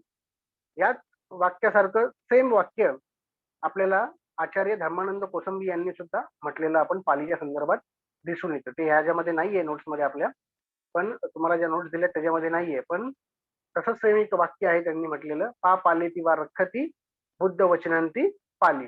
म्हणजे जी पाली भाषेचं जी बुद्ध वचनांचं संरक्षण करते ती पाली. हे वाक्य तसंच आहे, पातो रखती ती पाली. पालन करते, रक्षण करते ती पाली. मग पुन्हा प्रश्न निर्माण होतो की ती कशाचं रक्षण करते? तर ती अर्थाचे रक्षण करते. कोणत्या अर्थाचे रक्षण करते? तर ती बुद्ध वचनांचे पालन व रक्षण करते. कशा प्रकारे पालन व रक्षण करते? तर पहिल्या संगीतीमध्ये बुद्ध वचनांचे संकलन पाली भाषेत होऊन दुसऱ्या व तिसऱ्या संगीतीत कंठस्थ करून पठन करून चौथ्या संगीतीत ते लिपिबद्ध झालेले आहे. जेव्हा आपण संगीती शिकणार आहोत तेव्हा संगीतीमध्ये ह्या सगळ्या गोष्टी येतीलच आपल्याला. श्रीलंका व बर्मी परंपरेनुसार भगवान बुद्धांनी त्या भाषेत उपदेश दिला होता ती भाषा मागधी होती व त्याच भाषेत त्यांच्या उपदेशांचा संग्रह केला गेला. सा मागधी मूल भाषा संबुद्ध चापी भासरे. म्हणजे मागधी ही मूळ भाषा आहे ज्या भाषेमध्ये सम्यक संबुद्धांनी उपदेश दिला. हे वाक्य आपल्याला कुठल्या ह्याच्यामध्ये मिळतं? कच्चायन व्याकरण मध्ये मिळतं. सा मागधी मूल भाषा संबुद्ध भाषी चापरे. त्यानंतर श्रीलंका व बर्मी परंपरा मागधीलाच बुद्ध वचनांची भाषा मानते. माहे विच्छेदिनी नावाच्या ग्रंथात बर्मी विद्वान राजवल केवदिन यांनी बुद्ध वचनाला मागधी भाषाच मानले आहे. हा ग्रंथ 1832 मध्ये प्रकाशित झाला. तसेच दुसरे बर्मी विद्वान प्रज्ञास्वामी थेर यांनी शासनवंश नावाच्या ग्रंथात मी मूळ भाषेत लिहित आहे असे म्हटले आहे. थोडक्यात पाली ही भाषा असून संपूर्ण थेरवाद साहित्य, लक्षात घ्या, जे आपले पंथ आहेत बुद्धिझम मधले, जो थेरवाद आहे, महायान आहे, वज्रयान आहे, तर ह्या प्रत्येकाची आपली आपली लँग्वेज सुद्धा आहे. म्हणजे त्यांचं साहित्य त्या त्या भाषेमध्ये संकलित सुद्धा आहे. थेरवादाचं संपूर्ण साहित्य पालीत आहे, त्यामुळे त्या त्रिपिटकाचं संगायन सुद्धा पाली भाषेमध्येच होतं. आज सुद्धा त्रिपिटकांच्या बुद्ध वचनांचं जेव्हा संगायन होतं कुठेही भिक्खू संघातर्फे, तर ते थेरवादी असतील तर ते पालीतून होतं, जर महायानाचे असतील तर ते संस्कृत मधून होतं. त्यांचं पूर्ण त्रिपिटक, त्यांचं जे त्रिपिटक आहे पाली भाषेत बुद्ध वचनांना त्रिपिटक असं म्हटलं जातं, तर संस्कृतमध्ये त्रिपिटक असं म्हटलं जातं. त्रिपिटक लक्षात घ्या, हा भेद जो आहे तो लक्षात घ्या. तर त्यांचं जे त्रिपिटक आहे ते संस्कृत भाषेमध्ये त्याचं संगायन केलं जातं. बुद्ध धर्मातील संप्रदाय हे नाकारत नाही पालीची प्रचलितता, पालीतील बुद्ध वचने, व्याकरणातील साधे सरळपणा व सुलभता, त्या भाषेचे वैदिक भाषेपेक्षा असलेले भिन्नत्व, त्यामुळे पाली ही लोकमनावर प्रभाव करणारी भाषा म्हणून ओळखली जाते.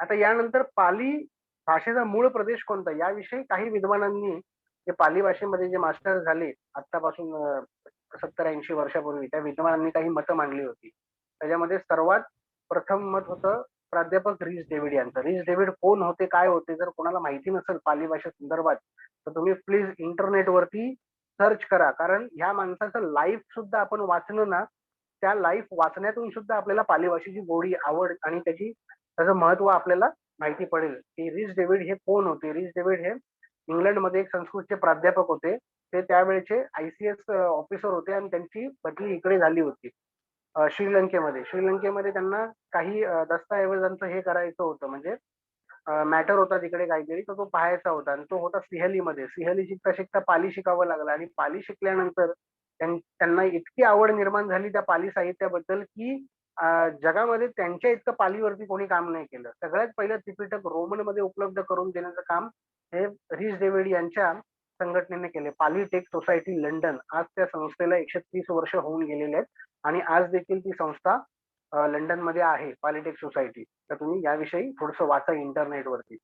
प्राध्यापक रीस डेव्हिड यांच्या मते पाली ही कोसल जनपदाची भाषा असावी, कारण इसवी सन पूर्व 6व्या व 7व्या शतकात पाली सर्वसामान्य लोकांची बोलली जाणारी भाषा होती. म्हणजे त्यावेळी नाव काय होतं, मागधी. तसेच बुद्ध कोशल प्रदेशातील असल्यामुळे त्यांनी त्यांच्या धम्माची शिकवण पाली भाषेत दिली. भगवान बुद्धांच्या महापरिनिर्वाणानंतर 100 वर्षांनी कोशल देशातच त्यांच्या उपदेशांचे संकलन करण्यात आले होते. परंतु काही विद्वानांच्या मते कोशल मगध देशाकडून पराभूत होऊन मगधात समाविष्ट झाला होता, म्हणून ती मागधी असावी, हे अधिक संयुक्तिक वाटते. त्यानंतर दुसरे विद्वान आहेत वेस्टरगार्ड व ई कोन्झे. यांच्या मते पाली ही उज्जैन प्रदेशाची बोलीभाषा होती. त्यांच्यामध्ये पाली भाषा निर्मितीवर दृष्टिक्षेप टाकला असता त्या भाषेची तुलना गिरनार गुजरात येथील शिलालेखाच्या भाषेशी पुष्कळ साम्य असल्याचे दिसते आहे. ते म्हणतात अशोक पुत्र महेंद्र यांचा जन्म उज्जैनीत झाला, त्यांचे लहानपण उज्जैनीतच गेले. त्यांनीच बुद्ध धर्माचा प्रचार श्रीलंकेमध्ये केला. महेंद्राने प्रचार प्रसारासाठी मातृभाषेचाच उपयोग केला असावा. आचार्य नरेंद्र देव यांच्या मते भाषेच्या स्वरूपावरून कोणताही संकोच न करता पाली भाषा पश्चिम प्रदेशाची भाषा असावी असं ते म्हणतात. त्यानंतर एक आहे डॉक्टर ओल्डनबर्ग. यांच्या मते पाली ही कलिंग देशाची, म्हणजे सध्याचा ओरिसा व पश्चिम तामिळ तेलुगू देशाची भाषा आहे, असे खारवेल व खंडगिरी यांच्या शिलालेखावरून त्याला जाणवतंय. कोणाला? डॉक्टर ओल्डनबर्गला. ते असं म्हणतात की तिकडची भाषा आहे. ती कलिंग देशात बोलली जाणारी मूळ भाषा होती, कारण महेंद्र कलिंग देशातून श्रीलंकेला धम्माच्या प्रचारार्थ गेला होता. ई मुलर यांचे मत डॉक्टर ओल्डनबर्ग यांच्या मताशी जुळते आहे. त्यांच्या मते पाली ही कलिंग देशात बोलली जाणारी भाषा होती. त्यानंतर दुसरे एक महत्वाचे विद्वान आहेत जर्मन विद्वान गायगर, डॉक्टर गायगर. यांच्या मते मगधाच्या मागधी भाषेचे प्रमुख रूप म्हणजे त्या काळची तेथील बोली भाषा पाली होय. तसेच इसवी सन पूर्व 6व्या शतकात मध्ययुगीन भाषेच्या रूपात पाली भाषेचा विकास होऊन वैदिक व संस्कृत अशा भाषा निर्माण झाल्या. मराठी उत्पत्ती कोशामध्ये कृपा कृतकोटी म्हणतात पाली भाषा म्हणजे आद्य प्राकृत भाषा किंवा तथागतांची भाषा होय. आता ह्यांनी इथं प्राकृत भाषा यांना म्हटलेलं आहे, पण जर नवीन संशोधन आपण पाहिलं तर पाली आणि प्राकृत या दोन्ही वेगवेगळ्या भाषा आहेत. पाली भाषेचं व्याकरण वेगळं आहे, प्राकृत भाषेचं व्याकरण वेगळं आहे. जर तुम्ही पाली महाव्याकरण हे जर पुस्तक घेतलं जगदीश काश्यपांचं, ते इंटरनेटवरती कदाचित अवेलेबल होईल. सध्या लॉकडाऊनमुळे कुठेच अवेलेबल होत नाहीये, ते फार कमी प्रती असतात त्याच्या, कुठे कुठे उपलब्ध होतं ते. तर त्याच्यामध्ये तुम्हाला छांदस भाषा, संस्कृत भाषा, पाली भाषा याचे चार्ट पण दिलेले आहेत, ते सुद्धा तुम्हाला पाहायला मिळतील. आचार्य बुद्ध घोषांच्या मते पाली भाषा म्हणजे बुद्ध वचनांची भाषा, ही जनसामान्यांची भाषा असल्यामुळे सर्वांपर्यंत पोहोचली. पाली भाषा ही तीच मागधी भाषा आहे जी एकेकाळी उत्तर भारताची लोकभाषा होती. ही भाषा त्या काळी संपूर्ण उत्तर भारतात बोलली जाणारी भाषा होती. थोडक्यात त्या भागातील लोकांची ती लोकभाषा होती. म्हणूनच तथागतांनी धम्मोपदेश करताना सर्वसामान्य जनतेची लोकभाषा उपयोगात आणली. सिंहली परंपरा पाली भाषेला मागधी अथवा मगध देशाची भाषा मानते. ज्या विद्वानांनी पाली भाषेला मगधाची भाषा आधार म्हणून स्वीकारले आहे त्यात जेम्स एल्विन, चाइल्डर्स, विंटरनेट, गिरियसन आणि गायगर हे आहेत. त्यात भिक्खू जगदीश काश्यप व भिक्खू सिद्धार्थ यांचाही समावेश होतो. त्यानंतरचे एक विद्वान आहेत मॅक्स वॉलेसर. हे पालीला पाटली किंवा पाडली अशी उत्पत्ती समजून पाली ही पाटलीपुत्रची भाषा आहे असे सांगतात. गिरियसन यांचे मत अधिक ग्राह्य धरता येईल. पाली हे मागधीचे साहित्यीकरण असून वायव्य भारतात विशेषतः तक्षशिला विद्यापीठात हे माध्यम म्हणून त्या काळामध्ये वापरत होते. बुद्धांचा जोर विशिष्ट भाषेपेक्षा स्वतःची धम्ममते मांडण्याकडे व आपापल्या भाषेत ती समजून घेण्याकडे होता. बुद्धांचं मत होतं अनुजानानी भिक्कवे सकाय भीसतीया बुद्ध वचनन पर्याय पुनितन. म्हणजे हे भिक्खूंनो, बुद्ध म्हणतात, हे भिक्खूंनो, तुम्ही आपापल्या भाषेत बुद्ध वचन शिकण्याची मी तुम्हाला अनुज्ञा देत आहे. एकदा एक भिक्खू भगवंतांकडे जाऊन म्हणाला, भगवंत, बुद्ध वचन काही भिक्खू बुद्ध वचन दूषित करतात, त्यामुळे ते छंदात व्हावे. तेव्हा भगवंत म्हणाले, भिक्खूंनो, बुद्ध वचनाला छंदात वैदिक भाषेत केल्याने दोष लागेल. सा मागधी मूळ भाषा संबुद्ध भाषी संबुद्ध चापी भासरे. मागधी ही मूळ भाषा आहे, त्यात तथागतांनी उपदेश केला आहे. हे सुद्धा आपल्याला कच्छायन व्याकरणमध्ये हे वाक्य आपल्याला पाहायला मिळतं. ही कथा अशी होती की यमेळ आणि तेकुळ नावाचे दोन भिक्षू संघामध्ये होते त्या काळामध्ये, आणि भगवान बुद्धांच्या संघामध्ये वेगवेगळ्या प्रदेशातून लोक येऊन ते प्रवचित होत होते, भिक्षू बनत होते. त्यामुळे त्या त्या प्रदेशातल्या बोलीभाषेमध्येच ते बोलत होते. त्यामुळे बुद्ध वचन बोलताना त्यांचा जे टोन होता किंवा त्यांचा जो ऍक्सेंट होता तो थोडा वेगळ्या पद्धतीचा होता. तर ही दोन जे भिक्षू होते यमेळ आणि तेकुळ, ते बुद्धांकडे आले आणि बुद्धांना म्हणाले की भगवंत, अनेक ठिकाणावरून भिक्षू संघात प्रवचित होऊन ही बुद्ध वचनं दूषित करत आहेत, त्याचा स्वर उच्चार व्यवस्थित होत नाही, त्यामुळे तुम्ही ह्या भाषेला छंदात करावे. म्हणजे त्या काळात पाली भिक्खू जगदीश काश्यप यांचं मत असं आहे की संस्कृत आणि पाली या दोन्ही भाषा छांदस या वैदिक भाषेतून निर्माण झालेल्या आहेत. आणि त्यांनी त्याचा चार्ट सुद्धा दिलेला आहे, त्या शब्दांचा चार्ट सुद्धा पाली महाव्याकरण मध्ये दिलेला आहे. तर हे भिक्षू म्हणतात की त्या भाषेमध्ये व्हावा. त्यावेळी भगवान बुद्ध त्या भिक्षूंना म्हणतात की हे भिक्खूंनो, मी अनुज्ञा देतो की प्रत्येकाने आपापल्या भाषेमध्ये बुद्ध वचन तिथे तिथे समजावून सांगितले पाहिजे. जर तुम्ही ह्या भाषेला छंदामध्ये कराल, फक्त छंदामध्ये जर तुम्ही बुद्ध वचन सांगाल तर अशा भिक्खूला दुकट्ट लागेल किंवा अशा व्यक्तीला दोष लागेल. तर त्यांनी कृपया असं करू नये. पाली भाषा बुद्ध वचन आपापल्या भाषेमध्ये शिकण्याची मी तुम्हाला अनुज्ञा देत आहे. म्हणजे हे बुद्धांनी त्यावेळी सांगितलं होतं. ही त्याच्या पाठची कथा होती. आजचा लेक्चर आपण इथं थांबूया आणि उद्या आपण पाली भाषेचा विकास व बुद्ध वचनांची प्रामाणिकता या विषयावरती आपण चर्चा करूया. आणि आपल्याला थोडा वेळ भेटला तर आपल्याला यावर आपले लेक्चर झाल्यानंतर 5-10 मिनिटं आपल्याला डिस्कस सुद्धा करायचं आहे. तर आपण आजचा लेक्चर इथे थांबवत आहोत. आपण उद्या परत 8:50 आपण भेटणार आहोत. लिंक पाठवली जाईल. तुम्ही सर्वांनी जॉईन व्हायचं आहे. आज बऱ्याच लोकांना अनुभव आला असेल की आपले ऑडिओ व्हिडिओ कसे म्यूट ठेवायचे आहेत. तुम्ही जर तुमचे ऑडिओ व्हिडिओ म्यूट ठेवले तर बँडविड्थ चांगलं येईल आणि जो शिकवतोय व्यक्ती त्याचं तुम्हाला सगळं क्लिअर ऐकायला येईल. आणि तुम्ही जेव्हा वर्गाला बसता त्यावेळी तुमचे इंटरनेट कनेक्शन सुद्धा चेक करा. तुमचा जो डेटा आहे तो संध्याकाळच्या या रात्रीच्या सेशनसाठी वाचवून ठेवा. तुमच्या मोबाईलचा डेटा, तुमचा मोबाईलचा डेटा कमी झाला तरी तुम्हाला हे ऐकण्यात बघण्यात प्रॉब्लेम होईल. तर तुम्ही आणि ग्रुपवरच्या सूचनांकडे सुद्धा लक्ष देत जा. आजचं लेक्चर आपण थांबूया. आणि लेक्चर सुरू असताना बोलू नका. हे लेक्चर रेकॉर्डेड आहेत, सगळे रेकॉर्ड होणार आहेत. समजा एखाद्याचा मिस झाला तर हे लेक्चर बघून त्यांना अभ्यास सुद्धा करता येईल. सर्वांना धन्यवाद उपस्थित राहिल्याबद्दल. आपण भेटू.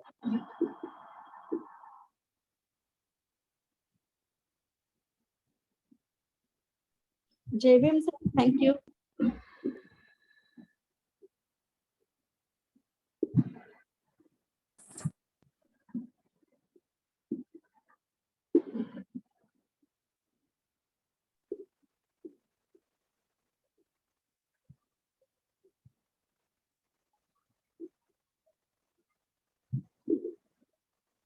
अरविंद सर मीटिंग एंड करा.